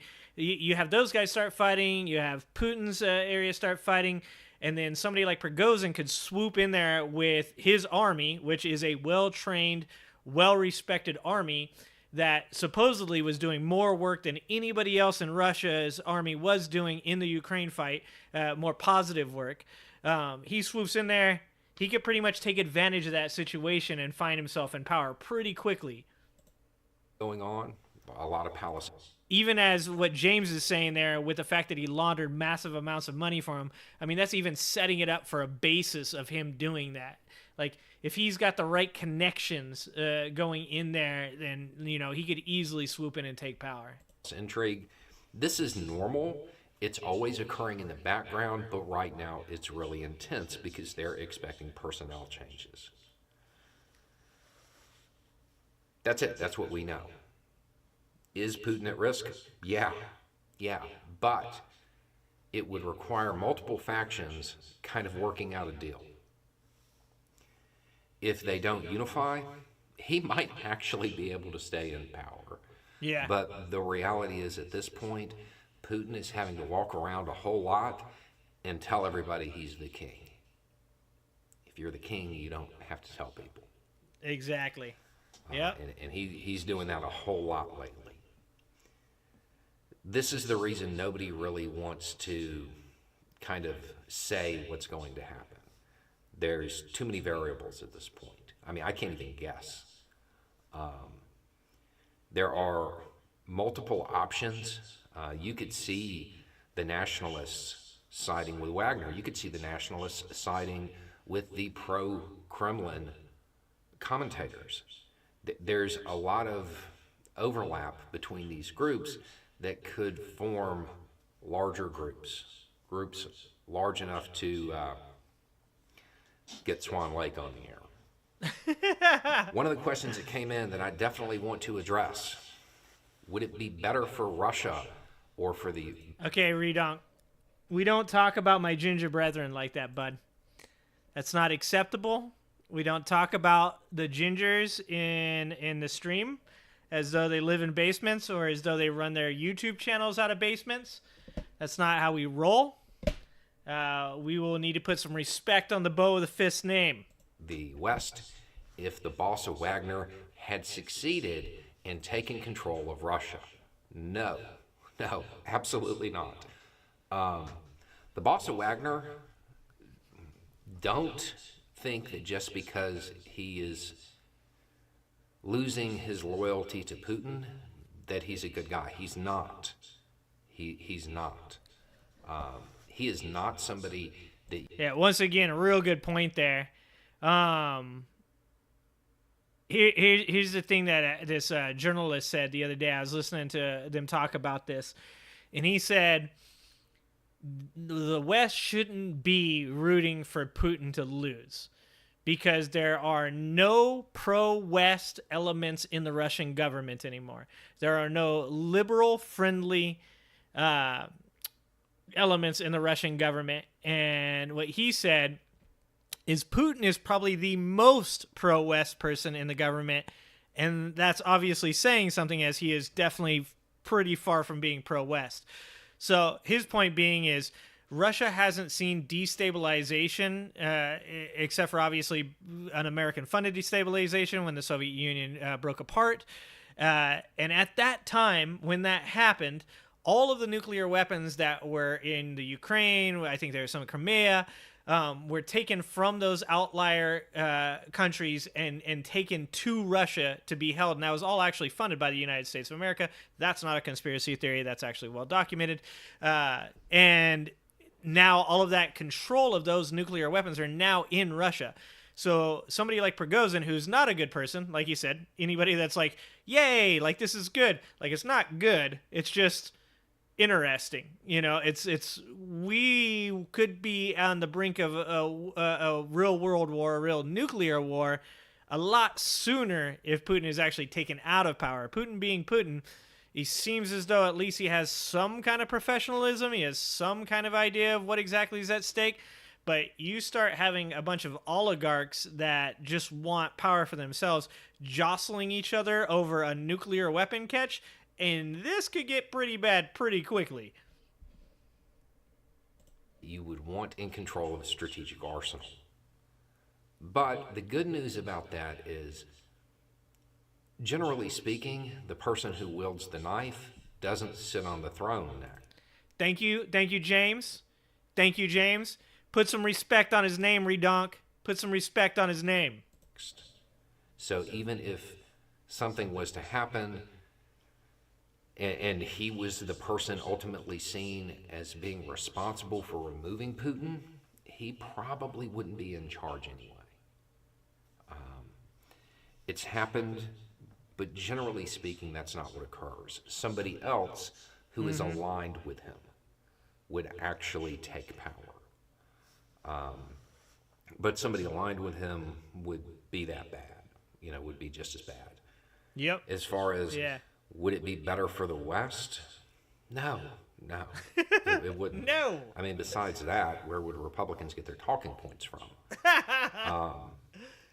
Generally speaking, it's a giant mess. Wait, yeah, Republicans are super pro-Russia now. That's so weird to remember.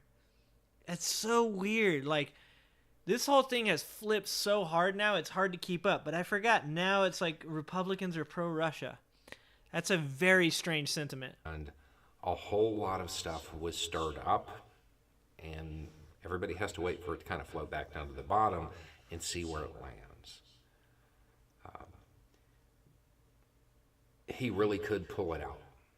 He really could. Putin might remain in power. At the same time, if there was some deal struck between the various factions, we probably wouldn't know about it ahead of time. Mm-hmm. So you have that. And as far as the idea of Putin saying Russia is united behind him, that's the one thing we know isn't true. And if I was Putin, I wouldn't want anybody behind me. Oh, anyway, it's good just a call. thought. Y'all have a good day. That's real though. Yeah, he probably doesn't want anybody behind him. I'm going wild card. Time for a wild card. I'm going Zelensky in Ukraine takes advantage of jostling generals in Russia, moves in, takes control. Zelensky's in charge of Russia now. Is that a good thing? Is it a bad thing? I don't know. I don't know what I think about Zelensky, to be honest with you. But he might be less scary than Prigozhin, or whoever ends up in Prigozhin's government in charge. As obviously, like this gentleman just said, most likely he will just be the strong man. He'll just be the general, and then you're going to just end up having somebody that is in some way he's made a deal with become the actual what is he, an emperor? Is that what Putin is? The president? Are they the president over there? I don't think so. All right, time for a palate cleanser. Redonk's here, so we got to play this.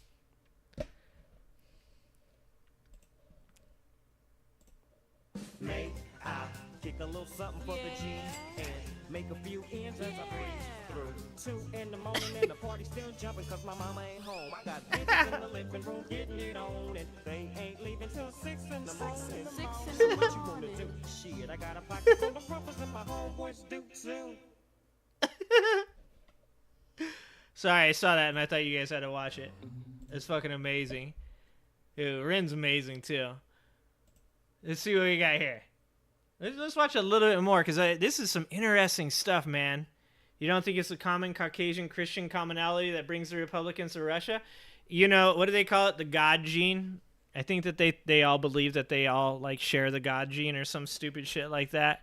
But I think they also just like anything that it's like if the Democrats like it, then they hate it. And it's like the same way from the other side.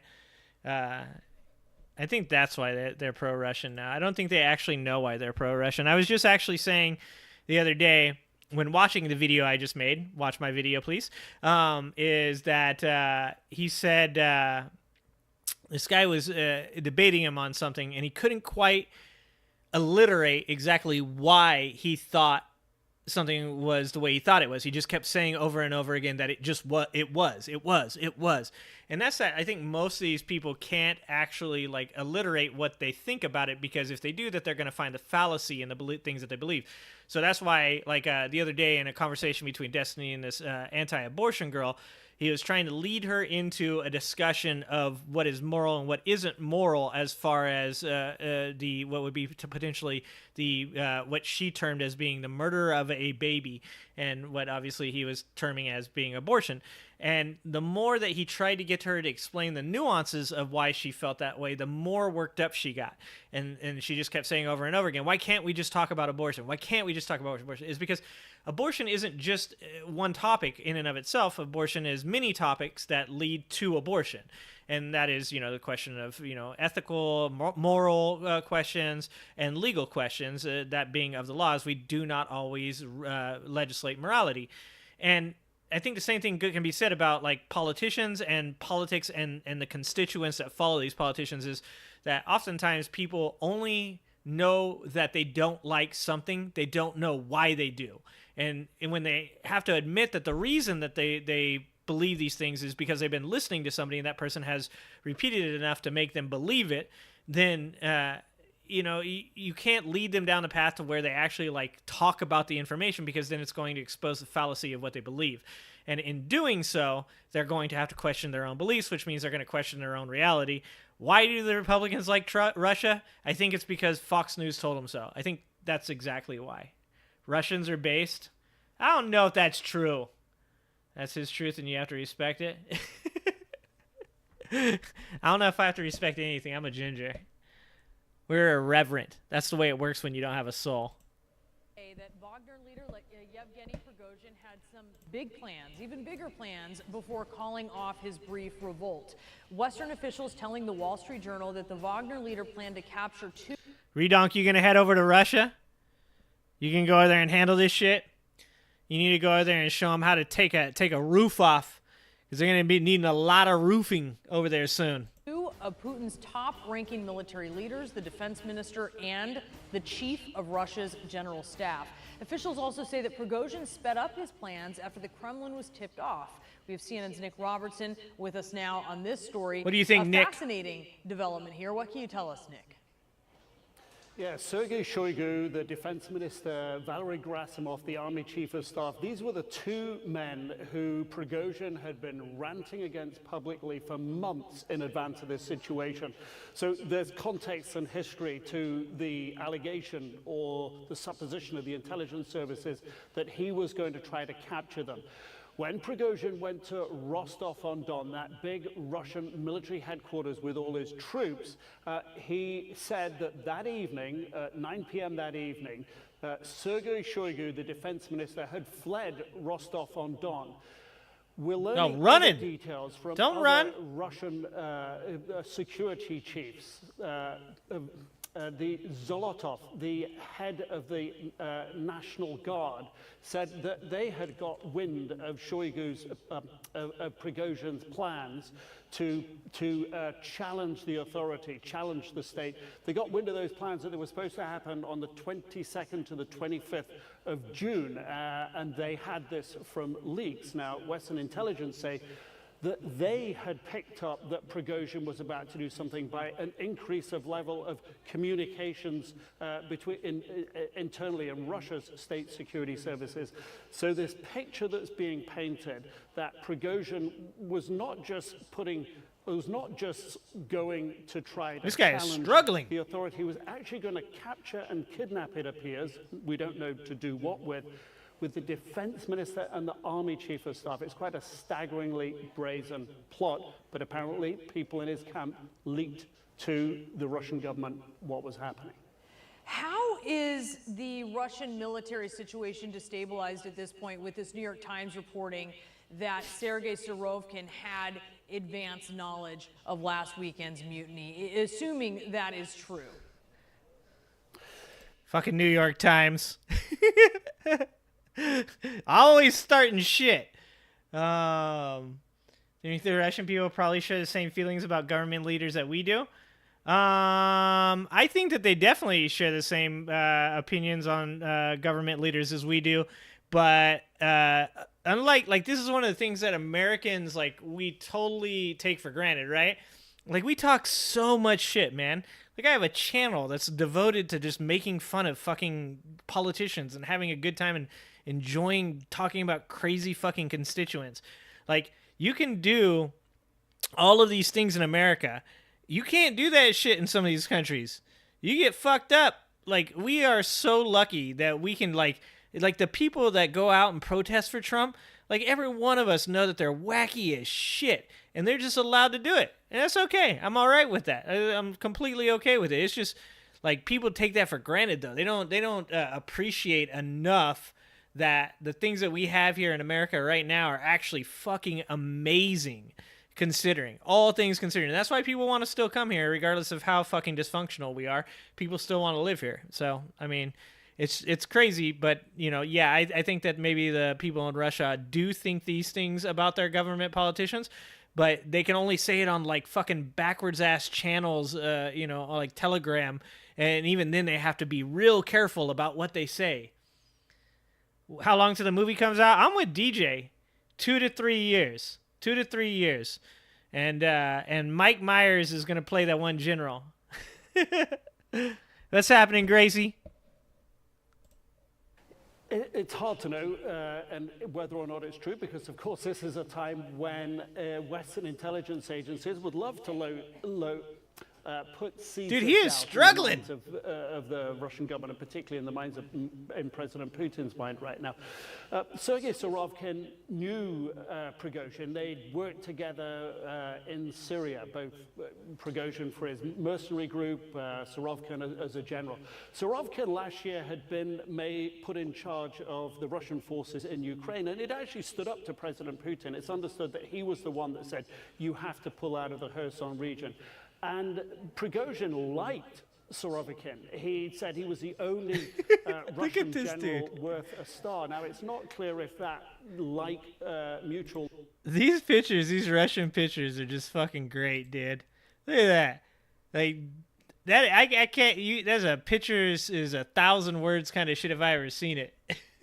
If that mutual, not clear if that was a mutual situation that Surovikin actually liked Prigozhin, but there's perhaps evidence that at least Prigozhin thought perhaps he could trust Surovikin.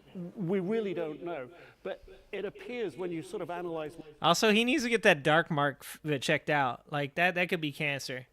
He should definitely have that checked out, because you don't get that checked out right now, when you disappear, all of a sudden you had cancer, okay? You're going to want to get ahead of those claims and start denying right away that was cancer, because you are about to unalive yourself, sir. What happened on the ground, whether or not he'd put some faith in Surovikin or other generals, his ability to move into Rostov-on-Don, take control of the military headquarters, his ability to move troops further north, raises that very pertinent question: how many other military generals had wind of this, were actually on Prigozhin's side? But in the case of Surovikin, he very quickly, when this began to unfold, came out in a video telling Prigozhin to back down. And it was noticeable that he actually had a Kalashnikov on his lap when he made that statement. What does that mean? Which is sort of bizarre in itself. Yeah, really, really interesting. A sort of Game of Thrones playing out as we Oh, see yeah, that's what there, I was thinking. in the Russian military. Nick, thank you for the report. Boris? Let's expand the conversation now with retired Lieutenant General Mark Hertling, Oh, look at this guy. former commanding general for the U.S. Army Europe and the 7th Army. General, great to share an afternoon with you. Thanks for being with us. First, on President Biden describing Vladimir Putin as being weakened by this attempted coup, what is the biggest threat right now to his grip on power in Russia? You know, there's a lot, Boris. I'll just use Nick's words. It best describes it: bizarre. You know, the last couple of years I was in the service in Europe. There were daily intelligence reports coming across about Russia, and it was always speculation, leaning toward confirmation bias, internal military rumors about what was going on in the Russian military from different channels, Kremlin power plays, and you mix that all with the deception operations, the so-called Maskirovka that the Russians do all the time, would always be confusing. But that is now on steroids because of the actions over the past weekend. You have the personalities of Shoigu, Putin, Prigozhin, Surovikin, as Nick just mentioned, Gerasimov, the chief of the equivalent of the chairman of the Joint Staff. You also have another guy that hasn't been mentioned all that much, a guy named Zolotov, who's the Russian National Guard commander, who's a Kremlin insider, all throwing out these rumors of how bad things are. But I got to tell you, Boris, this is more of an understanding that Russian military and their government is a proverbial nesting doll of dysfunction. But it has gone on steroids right now in terms of all the craziness that's happening.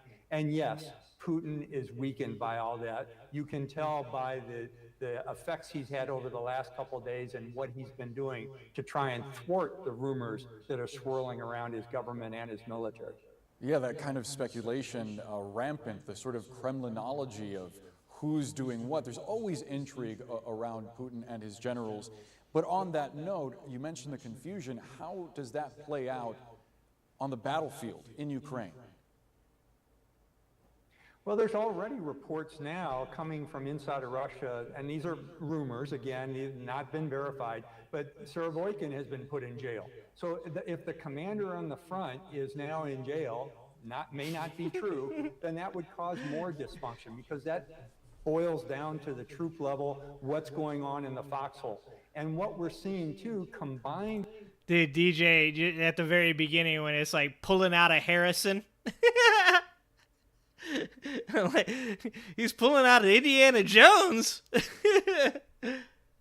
With the potential for Ukraine's forces generating increasing momentum over the last several weeks and admitting they haven't even started the major counteroffensive yet. They're still conducting shaping operations. That would probably give the Russian soldiers on the front line a little bit more pause and cause an even decreased morale on the front. Russian morale has not been very good since that's what I was going to say.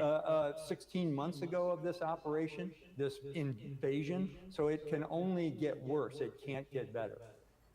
We have looked into, or we are, I should say, looking into reports of the arrests that you mentioned. CNN is working to confirm them, so obviously we will bring that news as it comes out. But should we anticipate a purge by Putin of some of his top officials, especially if he considers them threats?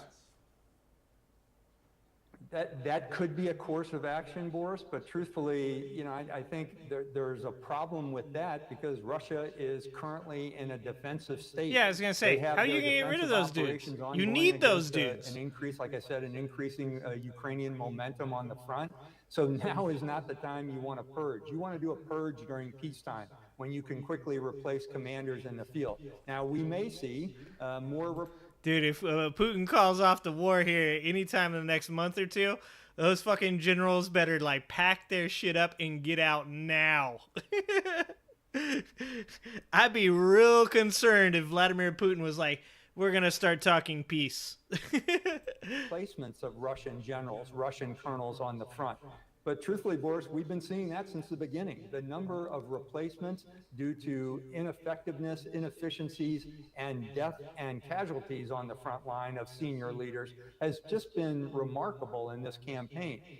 A lot has occurred on the Russian side. We may see a purge. I wouldn't bet on that, but you could certainly see a lot of high-ranking officials replaced. I'm watching very closely Gerasimov and Shoigu and what happens to them. Everyone seems to be focused on Prigozhin. What I'd like to see is what's happening inside of the Kremlin, and that could also affect this guy Zolotov, the National Guard commander, because he is the true Kremlin insider. He's a general that's been inside the Kremlin, much like a lot of our military are inside the Pentagon for a very long time, doesn't have the field savvy, but he's very close to Putin. Yeah, he a gone. nesting doll of dysfunction. Quite an assessment from General Mark Erling. Thanks so much for being with us today. Dude, we talk a lot of shit, though. We talk a lot of shit about how other countries are dysfunctional right now. Meanwhile, our former president is like literally... About the revolt in Russia over the weekend. The Oh, Wall oh. Street Journal is now Oh, reporting where'd he that go? Wagner chief Yevgeny Prigozhin... Oh, enough of that. We talk a lot of shit for being a country that currently has a former president that's being indicted on 37 felonies. We're going to definitely hear purge for the next 5 days, Redonk. These guys are going to be talking about the great Russian purge. This is like fucking candy to these people. They are very, very excited. Where were we? Dude, this is why I'm talking about it. We talk a lot of shit about other countries and their dysfunction, and then over here in America, this is what's happening. Okay, guys? Can we really be talking any trash about any other country and their dysfunction when we have shit like this? I give this guy too much playtime. Oh.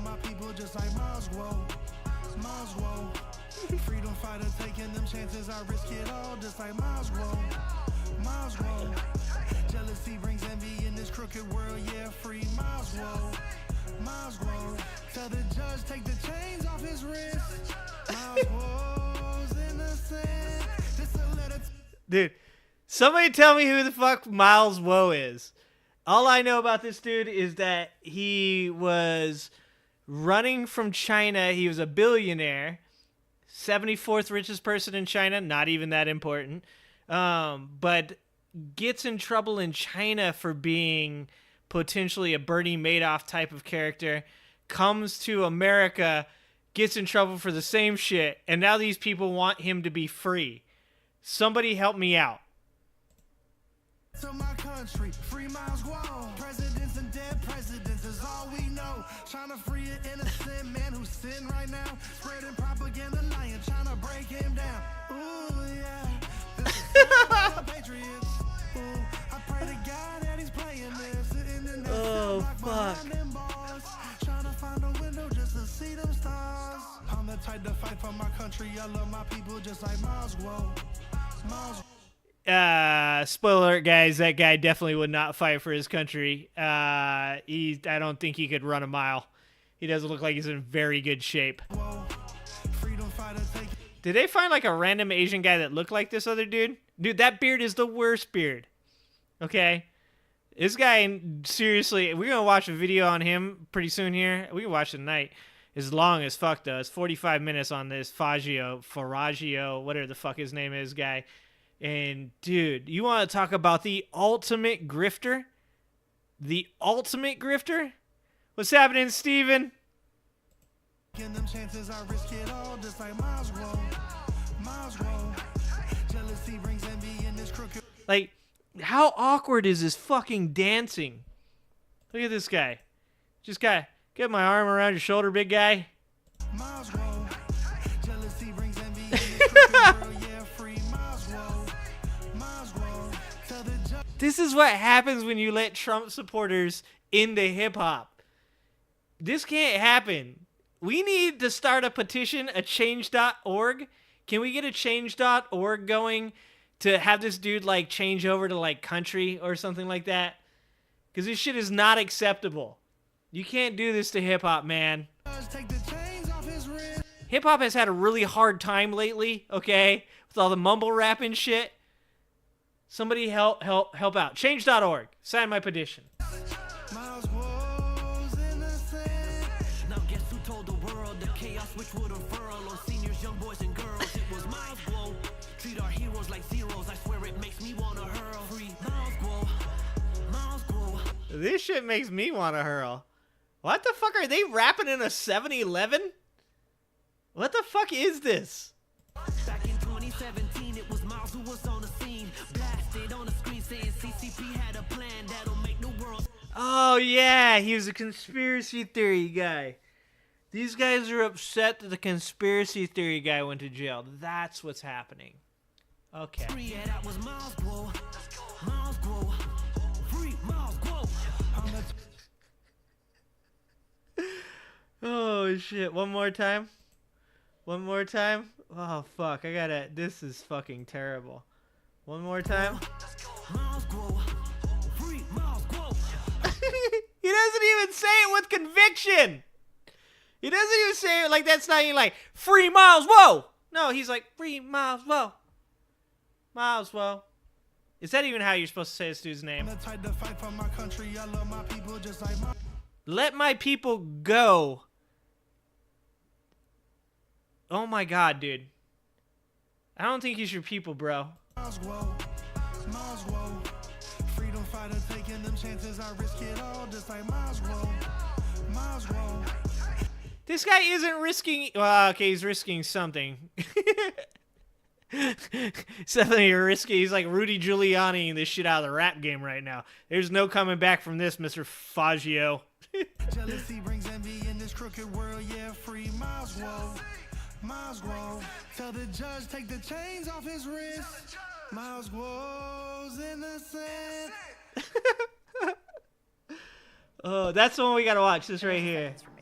Oh god, look at that shit. We gotta watch that. I don't think I have time to watch the whole thing tonight, though. Holy fuck. Ah, guys, we can't let this. If there is anything that we should be actively speaking out against, it's this guy's rap. I mean, I think that if there's anything that could make America dumber, it would be perhaps. I mean, can you imagine fucking sitting in your lifted truck listening to that song? Obviously he has a coal roller in the back there. That's big. Sweet Jesus. Holy Christ. This shit melts my brain. How can you be this fucking dumb? And look, you look at how many views he gets. It's fucking insane. It's insane how many views this guy gets. That's a bodega? Yeah. I don't know what I'm seeing is a foil background.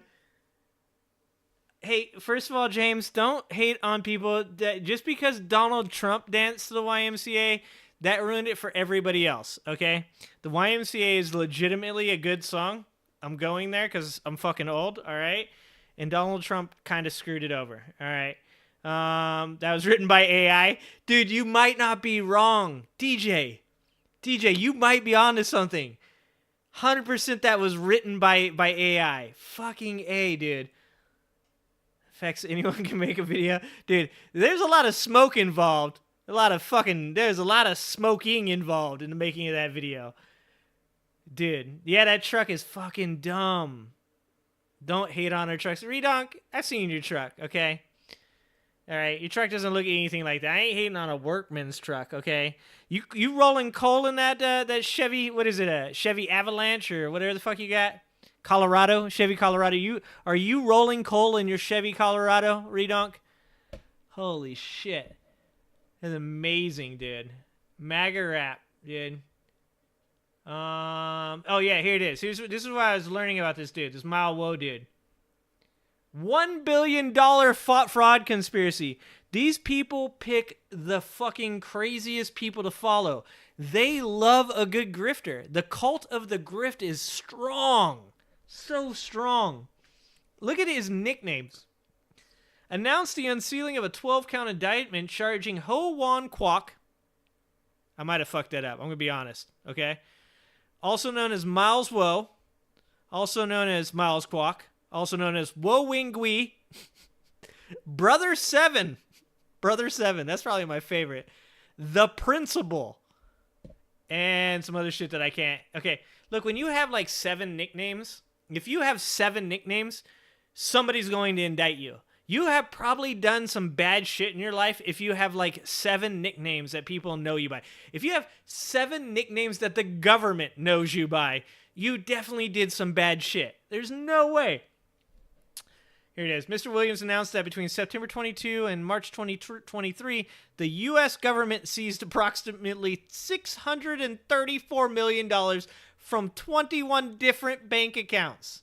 Again, if you have 21 bank accounts, you're probably doing some bad shit. I know dudes that have 2 bank accounts that are probably doing bad shit.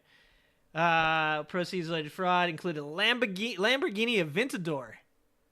Oh, nice. Kwok is charged. Kwok? Somebody help me out with this shit. I need a phonetic spelling, please.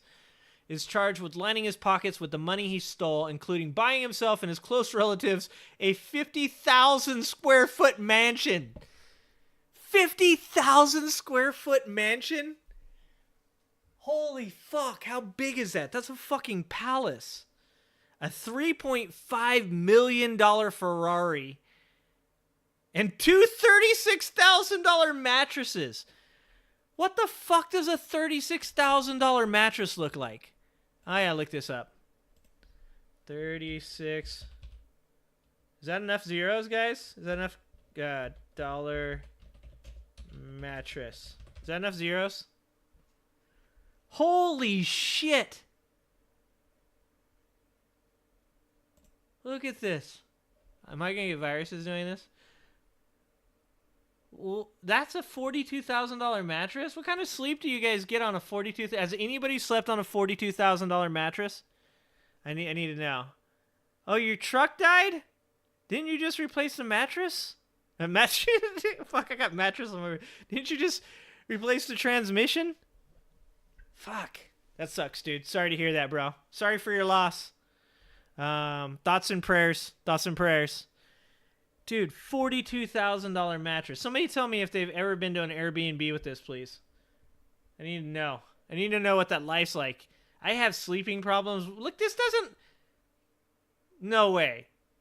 That's a $28,000. That looks like a regular-ass mattress. How could that be any better? Okay. Hand-tufted in thicker layers for an unmatching aesthetic and outstanding comfort. The Palazzi Champagne Mattress Collection from Clough features breathable layers of premium fibers for a luxurious night's sleep. A patented support system with zoned ventilation creates pressure relief that summons instant relaxation. You know what that says to me? Bullshit. That's what it says to me. There's no fucking way that a mattress is worth $29,000. You have got to be kidding me. These people... See, this is why people hate billionaires. This is why when 5 billionaires go fucking missing in a submersible that they paid $250,000 to go down and see the Titanic in, people make memes about it. This is why. Because you sleep on $30,000 mattresses. You could be fucking helping out homeless people. You could be putting kids through college. What are you doing with your money? You're buying $30,000. Okay, it is a good deal though. It was $41,000. Now it's only $28,680. Oh, dude, this is well within our means, guys. Guys, $797 a month for 36 months. You can get this mattress. Every one of you at home can buy this mattress for $797 a month. You can sleep on a $40,000 mattress. Oh, this is from Bloomingdale's? I thought Bloomingdale's wasn't... I thought that was like more like a Sears or something like that. Maybe I'm just too white trash to know. What do you got here? All right. I'm going to open this over here so you guys can't see it in case you're trying to send me some shit. Oh. What is this? Is this your rest in peace page? You want here? I'm going to show it to everybody. Since you're not sending me pictures of... you're not sending me dick pics, so... Thanks for not sending me dick pics, guys. Appreciate that. But is this a truck you're trying to buy? Virgin slept on it before it left the factory. It doubles as a flotation device, and they should have took that shit down them within the submersible, okay?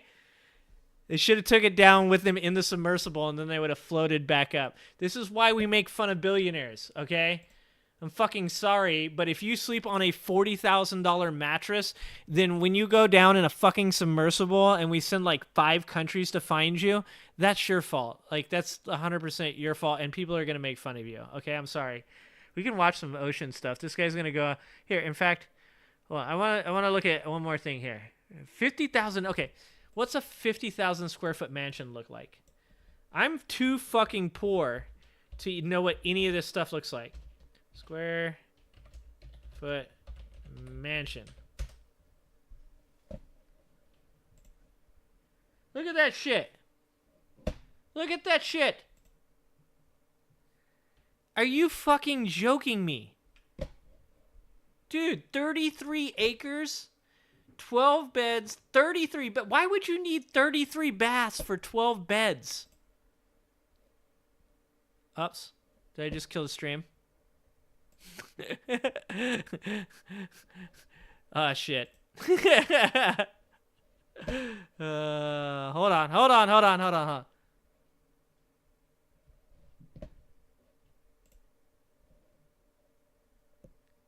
Just use Zillow. Hey, I shut a window down. I gotta bring my window back up, and I gotta do it without fucking everything up here. This is where it gets scary, guys, because I start pushing buttons, and next thing you know, boom, it's gone. The stream's down. I don't know what to do with my life. Where is my life?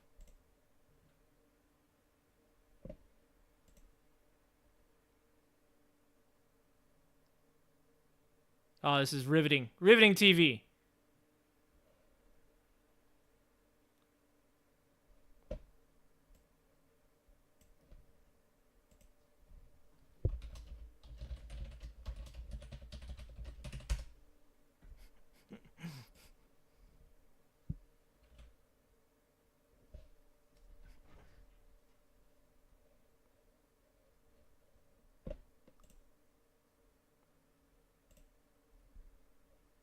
Oh, there it is. Found it.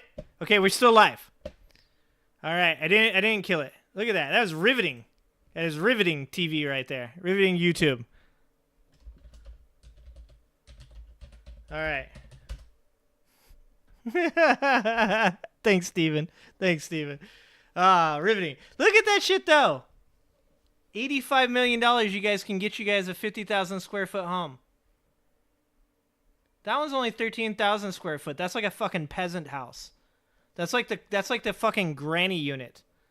Okay, here we go. All right, every time you have me do this, this is where I get all fucked up. Okay. Holy shit, redonk. This where you being for your this where you going for vacation? $145 million. Your payment is $1 million a month. Holy shit. Look at that. Look at that lawn. Look at how green that grass is. Once again, we're just peasants. I haven't ever seen grass that green before. Look at that shit. Ah, nice pickleball court. I need a pickleball court. Is that a pickleball court or is that a tennis court? No, that's a tennis court. Sorry. Rich people don't... Do they play pickleball now? Look at that shit. Holy Christ. Dude. I couldn't even walk up those stairs, dude. What is going on? 20,000 cash right now. Oh my God, man. Oh my God. You can't have that much white shit. Who owns that much white shit? Like, these people don't got kids. They definitely don't got kids. They also don't have that many friends. No way they have that many friends. Oh, there you go. That's kind of sick right there. I like that. Like that charcoal color. I like that. Couple aquariums up in that piece. Some funky lamps going on. Looks like maybe a Kama Sutra over here. Dude. Watching black and white TV, of course, because they're old white people with a bunch of money. A picture of a bunch of dicks in the background. Okay? That's happening. Yeah, because that's what rich people do. They got some weird-ass art. Okay? What's happening, fatty? Only a ninja can sneak up on another ninja. That is the truth, my friend. $14 million garage. Dude. Holy shit. Like, you can't have this much white stuff. My wife wore white pants once, and I made her spill a Bailey's and cream on herself. I almost died that day. It was close. Why do you have a couch on the end of your bed? These people have, like, that's when you have too much money. Like, somebody's like, okay, so we put the $40,000 bed in. What else do you want? Slam a couch on the back of it. Like, that couch is probably like $30,000. What kind of fucking space age shit is that? Look at this. Look at this. What the fuck is going on? This is why people get robbed. You can't have shit like this. A bowling alley? God damn it. Oh my god, look at the home theater. Dude, this is why people hate these people. Probably not a Ford. No, I'm going to guess it's not a Ford, Steven. Not a Ford. I'll show you what they drive in a second. We'll go back to that that Wikipedia page. Look at all the houses in the back, too.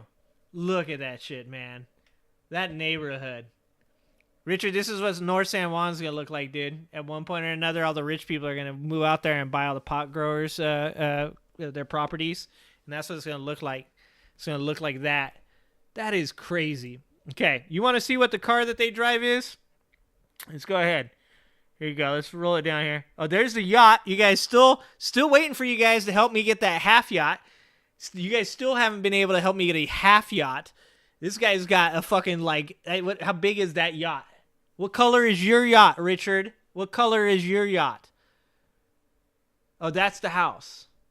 His house isn't as swag. I don't know. There it is. There's the Bugatti. What color is your Bugatti? Okay. You have a small couch at the foot of your bed. Dude, Richard, you're balling, dude. You're balling. These are all the things he's in trouble for. Fuck, dude. All right, we're gonna go. We're gonna watch submersible videos because after reading that shit and seeing that shit, I need to cleanse. I need to feel good about myself and know that billionaires do dumb shit. So let's watch this video. Ocean Gate's Titan submersible. It was a small diving vessel designed to explore the wreckage of the Titanic, 3,800 meters under the sea. But how did this submersible... Okay, please stop using meters, okay? Here in America, we use feet, okay?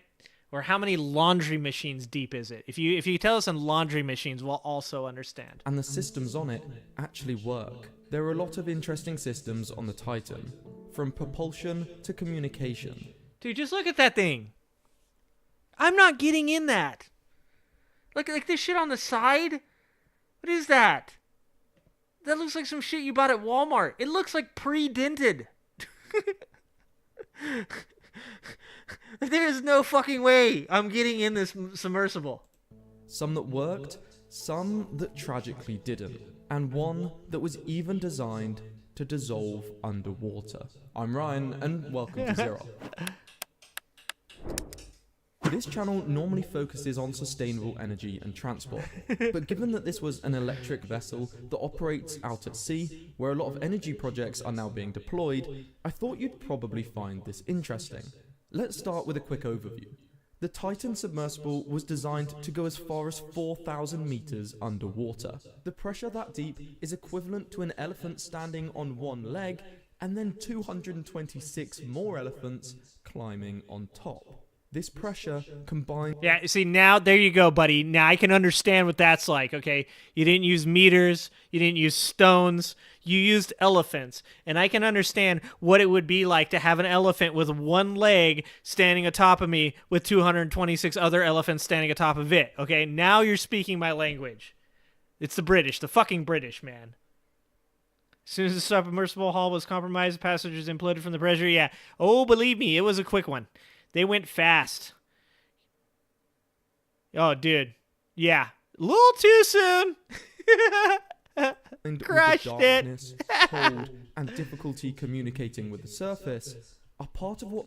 It was $250,000, Gracie. $250,000. Yep. That's an expensive death. Makes deep sea exploration so difficult. The whole system... And yet everybody gets mad about euthanasia. Like, you know, like there's literally people out there that have like stage 4 cancer that want to kill themselves. Apparently, the only way that you can like kill yourself legitimately or legally is if you pay $250,000 to go do something stupid. And then it's acceptable. Weighed approximately 10 tons and was primarily made of a few... That's what it is. They're trying to keep us out of the ocean cities? Well, they didn't have to do all this because I'm not going in the fucking ocean anyways. Have you ever been in the ocean? It's fucking scary. Like, I've been in like 3 feet of ocean water and it's fucking scary. No, thank you. I pass. Few core components, the largest of which was the carbon fiber hull, which was the eventual failure point of the vessel and sadly resulted in all those aboard losing their lives. The hull was 5 inches thick. Repeated exposure to high pressures meant that on the 7th dive to the Titanic, it imploded. To demonstrate this effect, here is a railroad tank imploding when put under a vacuum. This is caused by the pressure outside being much larger than the pressure one more time. effect. Here is a railroad tank imploding when put under a vacuum. This is caused by the pressure outside being much larger than the pressure inside. The implosion for the Titan would likely have been even quicker. This left me wondering, what was actually put in place to stop this happening? The first way to prevent failures like this is to create a virtual model of the submersible and test its limits. However, carbon fiber is notoriously hard to model, because it is not one single block of material. It is instead lots of thin fibers that are interwoven and cured together. This also means there are many ways it can weaken, as layers shift and come apart from one another. Without any destructive testing to fully test the limits of the Titan, these models were just not enough. This is where the second system was meant to come in. Aboard the Titan, there was a real-time acoustic monitoring system, which OceanGate claimed could detect buckling of the carbon fiber hull prior to a 12 tons, James? failure. Jesus According Christ. to a patent held by OceanGate's CEO, Richard Stockton Rush, this used multiple small sensors, such as ultrasonic microphones and strain gauges, to monitor vibrations in the carbon fiber. This data would have been collected at regular intervals and sent to a centralized system. And all of this was being handled by a Logitech controller. Come on, guys. Did you see Logitech's stock dropped? Like, that's the stock game for you right there. Logitech has zero to do with this fucking submersible imploding, and its stock plummets because of this shit. That boat in the new John Wick movie is so nice. Hey, first of all, okay, spoiler alert, I haven't seen the new John Wick movie. Now I know there's a boat, okay? Wow. On the private golf and lake club, our 3rd to 10th homes. Mahogany. Rich mahogany, Uncle Fatty. My house smells of many leather-bound books and rich mahogany. $500,000 wakeboard boat. $2 million 46-foot cabin camper. Jesus Christ. The best way to prevent this from happening is to not go down there. Exactly. For storage and analysis. At this point, it should have been able to assess the health of the internal and external structure, and predict failure conditions. However, this type of testing is a relatively new field, and clearly wasn't enough in hindsight. In fact, an open letter from the Marine Technology Society said they had concerns the Titan design could result in catastrophic negative outcomes. negative outcomes. Fuck. Not only was the use of carbon fiber concerning, but so was the tubular shape, which is much worse than a sphere at distributing the pressure from the weight of the ocean. Dude, this reminds me of the, what was it? There's a scientist. Oh, fuck, was it Elon? Who was it? They were like, we want to make a rocket. And they made it like a point or whatever, to a point. And then the guy was like, no. I don't want it to be a point. I want it to be rounded, like in the movies. Was it Elon? And they're like, that doesn't work. Like, it has to be a point. It's got to be aerodynamic. And he's like, make it like the ones in the movies. Like, this is what this shit reminds me of. It should have been a sphere. Like, the stupid little turd, like, look. Like, that wasn't a good idea. I thought, like, the reason that they made it that way was because that was the best possible shape that it should be. They just came up with that stupid shape because they liked it. Next, we have the end caps of the Titan, which were made from titanium and secured onto the main hull using 18 bolts, giving passengers no way to get out from inside. The viewing window was also reportedly made from a material that was only certified down to 1,300 meters, just a third the depth of the Titanic. These components were all tested together on a 1/3 model in collaboration with the University of Washington. At which point, an ex-employee called David Lockridge expressed concerns that the scale model of the sub had revealed flaws in the carbon fiber under pressure testing. But aside from the fatally designed hull, how did the Titan submersible actually operate, or know where it was going? After an initial briefing, the first step of a Titan launch... Okay, what did that say about vodka? Hold on, we're going back. Know where it was going. After an... Give me a display, give me a new... What? Why is it so hard? What the fuck is the point of this right here? Time flies like an arrow, 6 parses. The spirit is willing, but flesh is weak. The vodka is good, but the meat is rotten. Okay. If the baby does not like the milk, boil it. The milk or the baby? Oh, what the fuck is this about? An initial briefing, the first step of a Titan launch was to deploy the docking station from the main ship. This is why the Titan was actually classified as a submersible rather than a submarine, because a submarine is able to leave and come back to port under its own power. The docking station would then fill up its ballast tanks with seawater, increasing its weight and causing it to plunge 9 meters underwater. At this point, the Titan could detach and begin its descent, whilst the docking station refills its tanks with air and floats to the surface. At the end of the voyage, this process would then be done in... The docking station was the safest place to be.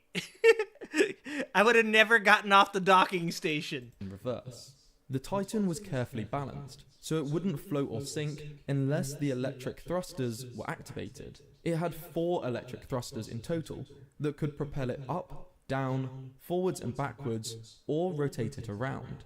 These were from a company called Innerspace, and are specifically designed to operate extremely efficiently in both forward and reverse directions. The power for these motors would then come from an onboard battery system, similar to those found in an electric car. The controls for the submersible have come under some significant scrutiny. Dude, if that submersible had a Tesla battery on it, oh, that could have been way worse. I've seen those fires.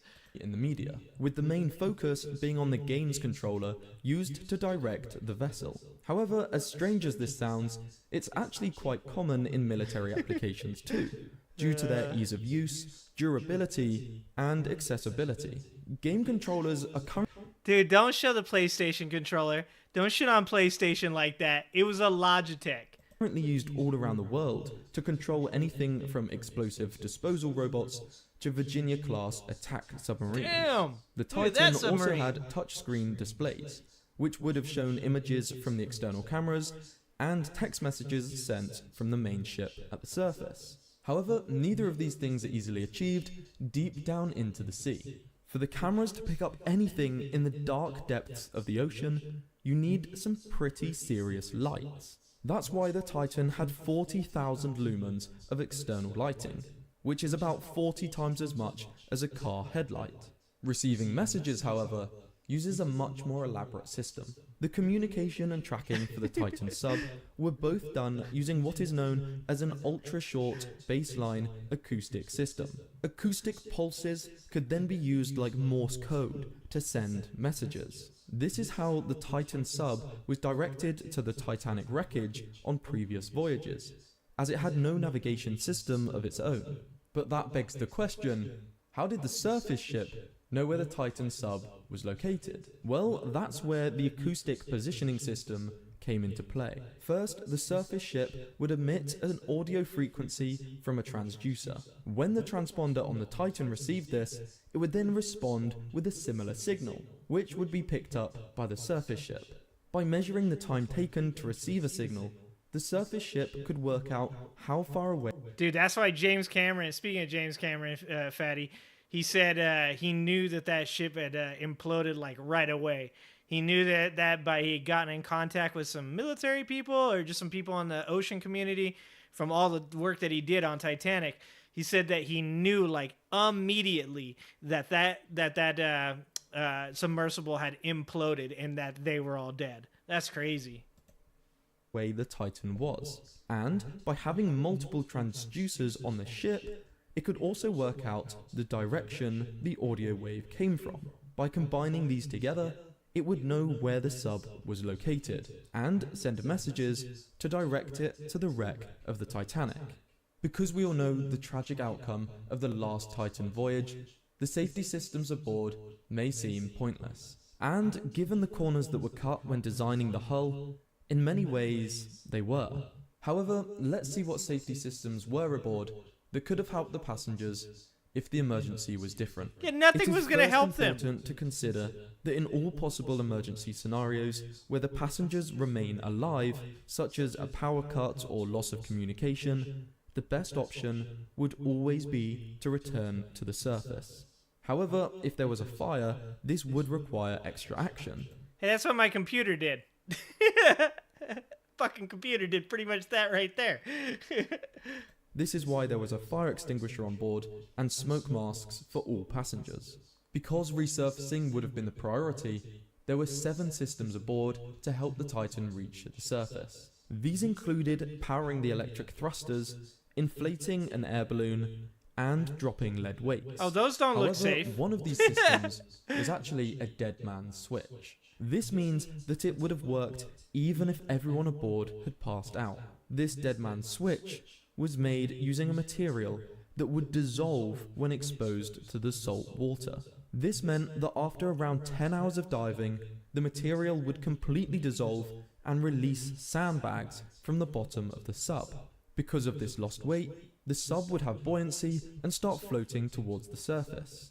None of these safety systems would work, however, if the Titan didn't have a fresh supply of breathable air. The key requirement for that is to provide oxygen to the hull and remove carbon dioxide. The oxygen was supplied by onboard tanks, and the carbon dioxide was likely removed by a CO2 scrubber.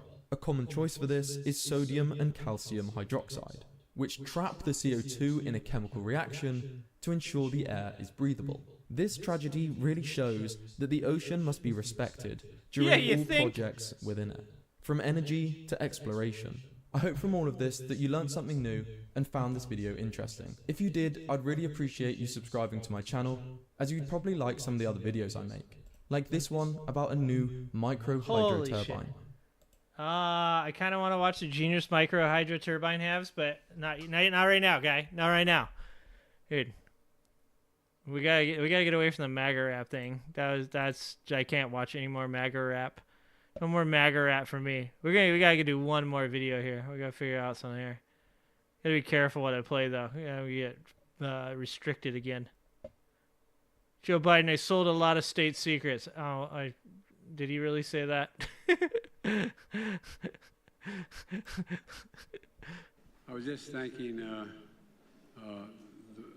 anyway, I started off without you. And I sold a lot of state secrets and a lot of very important things that we shared. What the fuck? I guarantee that's taken out of context. Oh my god. This is my wife. This is my wife. This is my other wife. This is my missus. This is my girlfriend. This is my sister. Very nice. And this one I have to pay money for. She's worth it. Wow, wow, wee, wow. Dude. Now please watch my report on Henley Regatta.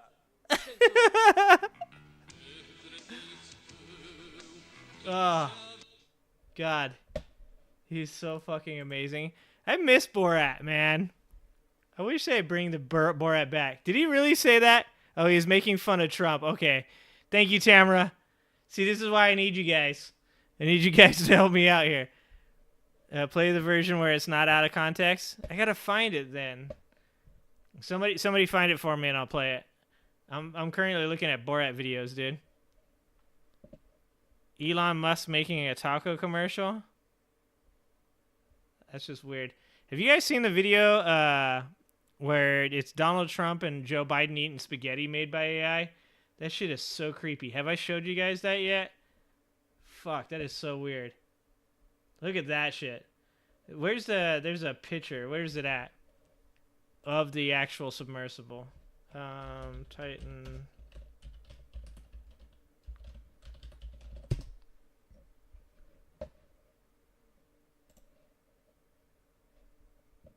Here it is, right there.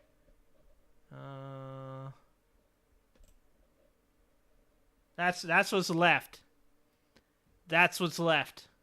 I'm actually surprised, to be honest with you. I thought it was going to be even worse than that. It's still just torn to pieces. It's crazy. Taco Elon? Should we watch Taco Elon? Yeah, I saw the Proud Boys fought with some neo-Nazis. Nazi on Nazi violence. That's too funny. In the longer form, he says, kidding aside. Okay. Thank you, Tamara. You're my hero. Redonk's over there spreading misinformation. He doesn't even give a shit. I'm gonna have to take away his moderator powers because he's just spreading the misinformation. The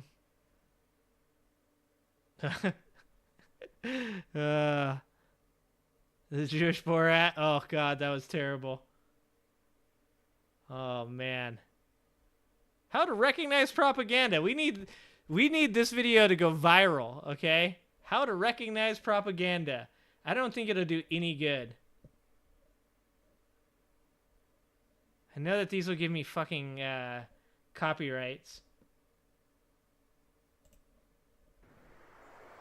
Mark and Craig, Pop Brothers at Lodge. Shut the fuck up Friday. Before we get into the script, quick tip about smoking in your car in a parking lot with all the questions we're getting, if that's okay. If you're within 1,000 feet of a school or youth facility and it's not a no smoking zone, it's okay. But better thing to do is get out of your car, lock the door, smoke outside your car. That way if the cops roll up on you, smell doesn't matter, it's not inside, and they can't get in your car unless you consent, which you will never do. Now go watch the archives, Getting High with Adam Mill, last night's show, Be Real TV. We broke down Prop 64. We tried to. All legislation is fucked, but Big Brother went through it and did a good job of explaining a lot of the clauses.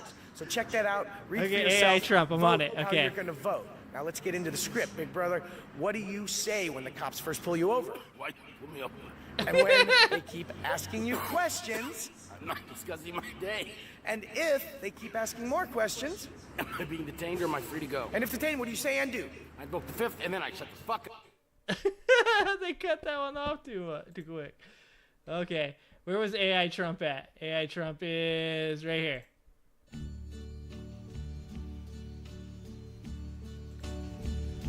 Oh yeah, I got it on the big speakers. Now the end is near, and so I face the final curtain.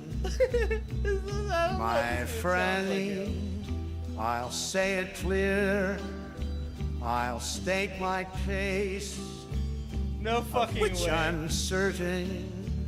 No. I've lived a life that's full. I traveled each and No. at every highway and more, much more than this. I did it my way.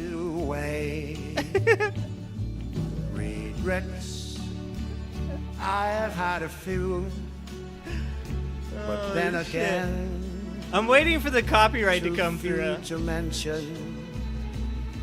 I did what I had to do and saw it through without exemption. I planned each chosen course, each careful step along the byway. More, much more than this, I did it my way. Yes, there were times, I'm sure you knew, when I bit off Yep, more I'm than done. I could There's chew. no more money. But through it all, There wasn't a lot in the when first there place. was doubt, I ate it up and spit it out. I faced it all, and I stood tall, and did it my way. I love. Oh, dude, you know he does, I've laughed Tamara. and cried. You know he does. Had my fill, my share of losing, and now as tears subside, I need a lighter. I find it all so amusing to think I did all that, and may I say, not in a shy way. Oh no, not me. I did it my way. For what is a man? What has he got? If not himself, then he has not to say the things he truly feels, and not the words of one who kneels. The record shows I took the vows and did it my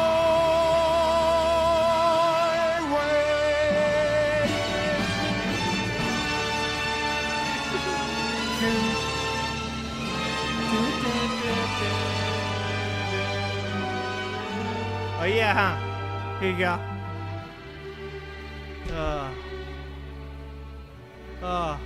I don't have any glow sticks down here with me, Gracie. Yes, it was my that's amazing. way. That was a beautiful thing.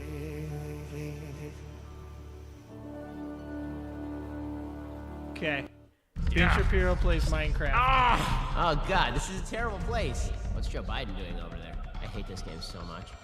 Alrighty, Wait, folks. So what? today, apparently, Did I Ben am Shapiro playing really play Minecraft? Now, I don't normally play What the video fuck? games because I'm a grown-ass man with 3 children and a job, but apparently we can monetize this stuff. So, meme lord Brian, the producer who tortures me with the woke TikToks, What he's going the to be helping fuck? to guide me through this. This Is video is this sponsored real? by Ring. Okay. I've seen too much AI, dude. I've seen too much AI. I don't know what's real and what's not anymore. This is a real video of Ben Shapiro playing Minecraft. Who did this? Who thought this was a good idea? Holy shit. Shabibo plays Minecraft. Trees. I see flowers of some sort. I see more steps. It's a ziggurat. It'll be a human sacrifice up here later. So your first objective is to get wood to make tools with. Oh, he's already got wood, folks. To get wood, you're gonna have to walk up to one of those To get wood, you're going to have to see something that helps you get wood. Probably not going to be a girl, definitely not going to be a woman. trees, and you're gonna hold down left click to start punching it. I'm gonna punch a tree down. This game is not realistic. I cannot punch a tree. You can't punch anything. You can hit the E key on your keyboard. Okay. That opens up your crafting menu. Wow. I don't look so good here, guys. So I'm going to take my oak log. The last time that I held like a block of wood, I was standing outside of Home Depot. That turned into a meme too, so I have a feeling that this will be a thing. Click that and carry it over to those 4 squares up there. And click in.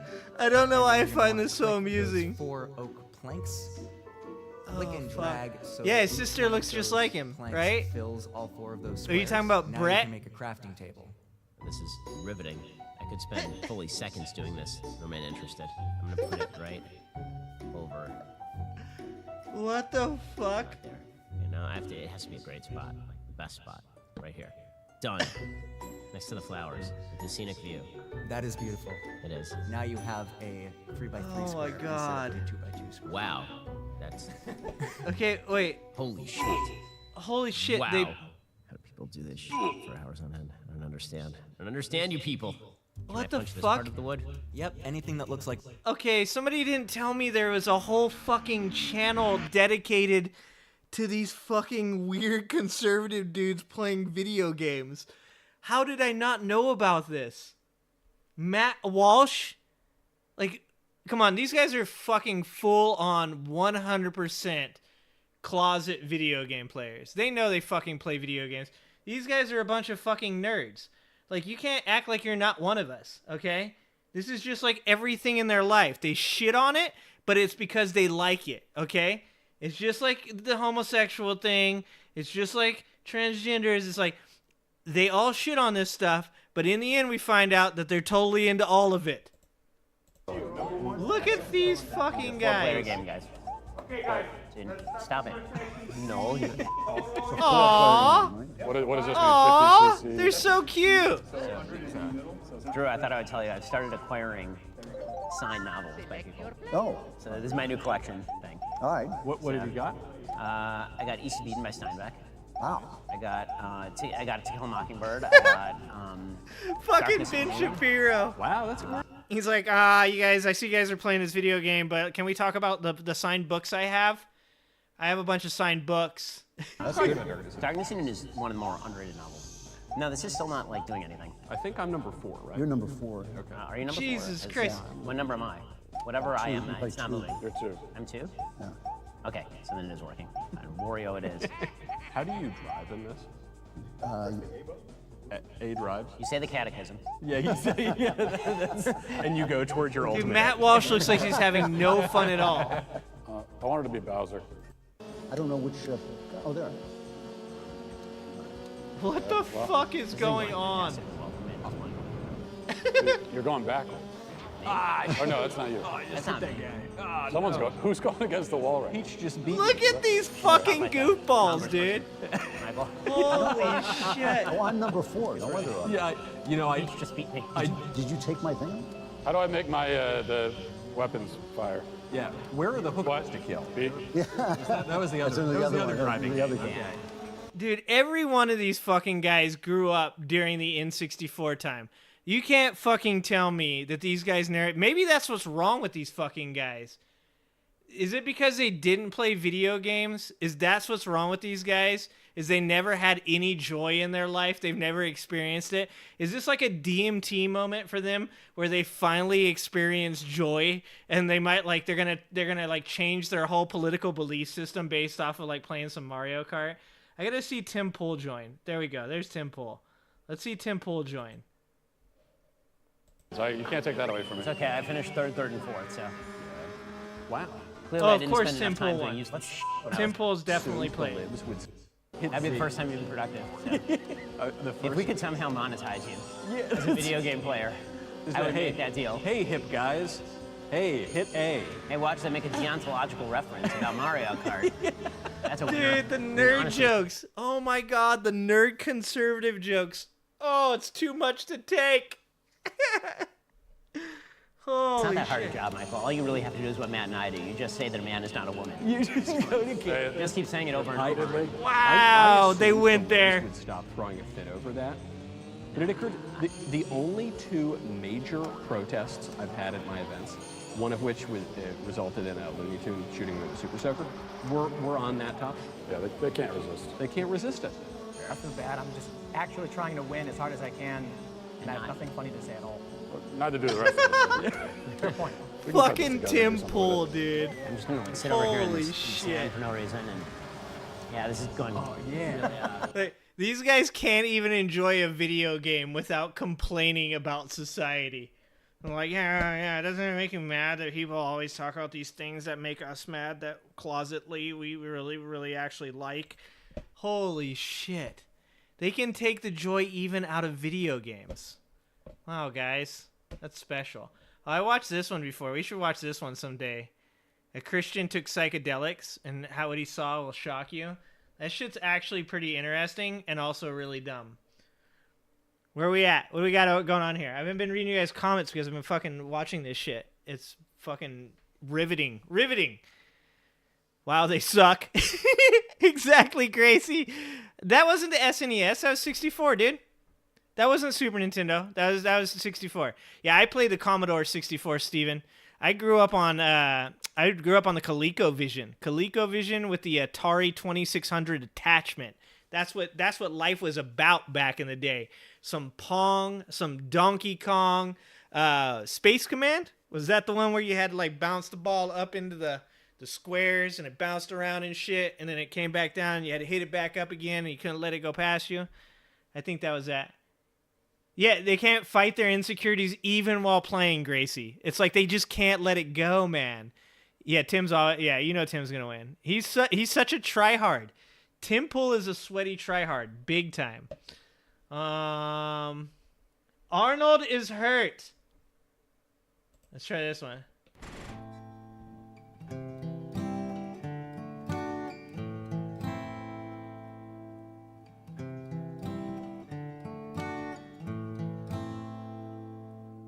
I hurt myself today to see He if blew a I trans. I focus on the pain. The only thing that's real. Oh my god. The needle tears a hole. The old familiar sting. Tried to kill it all away, but I remember everything. What have I become? My sweetest friend. Fuck. Everyone I know goes away in the end. And you could have it all. My empire of death. I will let you down. Oh shit. I will make you hurt. If I could start again, a million miles away, I would keep myself. Best channel on YouTube. Oh, my boobies hurt. I mean, those boobies are absolutely fantastic. I mean, boobies have come and gone, but those ones, they always remained. Very proud of them. I'd imagine it's quite a bit. I imagine it's quite a bit, Redonk. Like, I mean, that's pretty well put together. I'd imagine it's a lot of editing as well. As far as, you know, getting the AI software and stuff, I don't know. But that's actually a really, really good job editing that.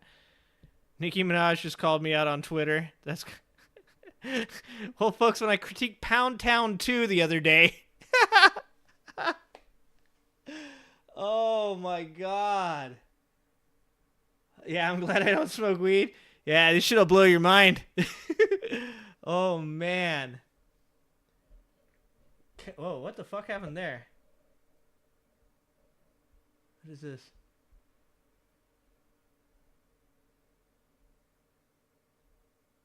I asked AI to make a Barack Obama. That shit's racist, bro. I mean, I love fried chicken, though. Fucking, I bet Barack Obama likes fried chicken. I know I said like one more video, and now I've watched like fucking 10 more. South Park is an 80s sitcom. Dude, now I've gone down the rabbit hole. I've gone down the fucking rabbit hole. I don't know if I'm ever going back upstairs now.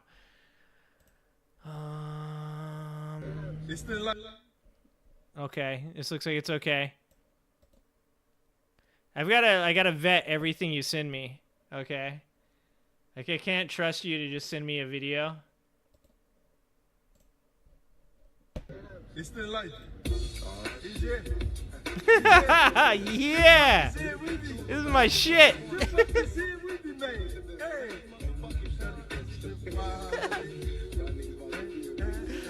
Oh, dude, that dog has been smoking some weed. To Americans of a certain age, the no RFK right now. You're bringing down the vibe, Robert. You're bringing down the vibe. If Andrew Tate was in the Avengers, oh my God. Sometimes the queen has to die so that you can live. That's how it goes. Sometimes the queen's got to be sacrificed. Oh! You're not fucking Steven Seagal. You're a hoe. Fuck you, hoe. Shit. Boom. Oh, fuck. Whoa. Later, DJ. Later, buddy.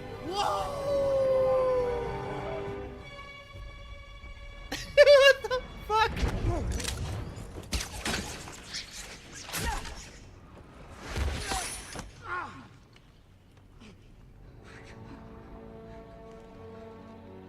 This is fucked up. The only way out of this is to sacrifice that bitch. Mingo. Okay. The real world.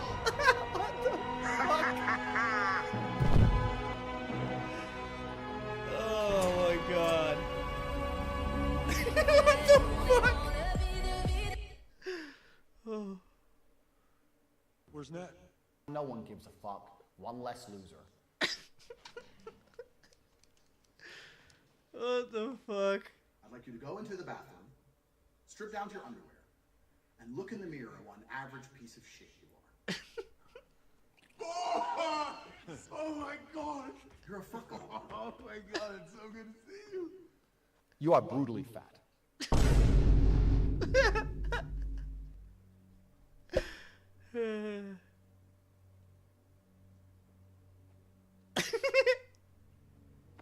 Aww. Dad Thor was the best Thor. You don't know a Later, fucking Steven. thing. You're a child. Later, buddy. On top of that, you're exceptionally unattractive. No. I'm Peter, by the way. I am Andrew Tate, Lord of all beasts of the land and fishes of the sea. I know everything. What I say is gospel. Oh, you're using made-up names. I'm Spider-Man then. That's nice. But you look like a geek. So who gives a fuck? Because you ain't gonna get laid. Dude who plays Incredible Hulk, I saw on his Twitter, he was wearing a pro-feminism t-shirt. Bro, you're the Incredible Hulk. You think the Incredible Hulk gives a fuck about feminism? You're the Incredible Hulk. You are so weak, you can't even transform. Holy shit, he's so dumb. It's just ridiculous. All right, I have a plan. Are you yawning? I mean, what type of people would even do that? Did you hear what I said? Shut the fuck up. Okay, Mr. Clean's on his own page. When you're at my level of competence and my level of ability, you just do things because you can do them. Oh, fuck. All right, just get over here, please. Because once I don't want to be around you anymore, you don't really have I much can't watch leverage, this whole thing. do you? Andrew Tate melts my brain. Andrew Tate melts my fucking brain. Okay. Alright. I think I have to go upstairs. Holy shit. Mattel Intellivision? I had an Intellivision too, James. Dude, I had me an Intellivision. That's right. Holy shit. Oh, man. Continue to cover song, music vids, shorts, funny as fuck. Dude, Uncle Fatty, if you guys don't know, Fatty doesn't promote on my channel. Fatty, you can promote on my channel as much as you want, buddy. He makes some fucking hilarious videos, and he sends them to me, and I crack my ass up so hard. And my wife was laughing at those videos too, Fatty. She thought that shit was hilarious. All right, guys. Good God. Do not. No. No. Oh, man. I'm going to be here for like 2 hours. Okay, I got to stop. I got to stop. No, I didn't expect it to be that good, Redonk. I didn't.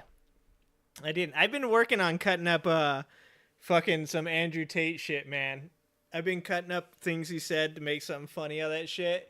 And he says so much dumb shit that it's hard to piece it all together in like a like demonstrable way. Like it's hard for it to be like intelligible. But he says the funniest shit. He is a dumb motherfucker. Okay. All right, guys. I love you guys to death. I appreciate you guys. You guys know every time I say this, but I mean it. I fucking love you guys. I appreciate you guys showing up and watching the stream. You guys are the best fucking community in all of YouTube. Like I said, quality, not quantity. I complain about other people's communities and how toxic they are, and you guys are all amazing, awesome human beings, and I love you guys to death. Thank you so much. Have a good night, and I'll be back on every Wednesday at 6. I'm sticking this. I'm going to see Bill Burr tomorrow. So we're going to go see some Bill Burr. We're going to have some laughs. I'm going to drink some tequila.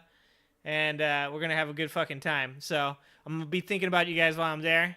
I would straight up stream that shit, except for I'm afraid like Bill Burr would like attack me. He'd come off the stage and probably attack me. All right, guys. I love you lots. I appreciate you guys. Every Wednesday, 6 o'clock, I'm here. If you're new to the channel, like, please. It helps. Subscribe if you can. And if you want to join the Soulless Ginger and getting him a half yacht, join up for only $3 a month so you can use the Prison Trump and Tantrum Trump emojis.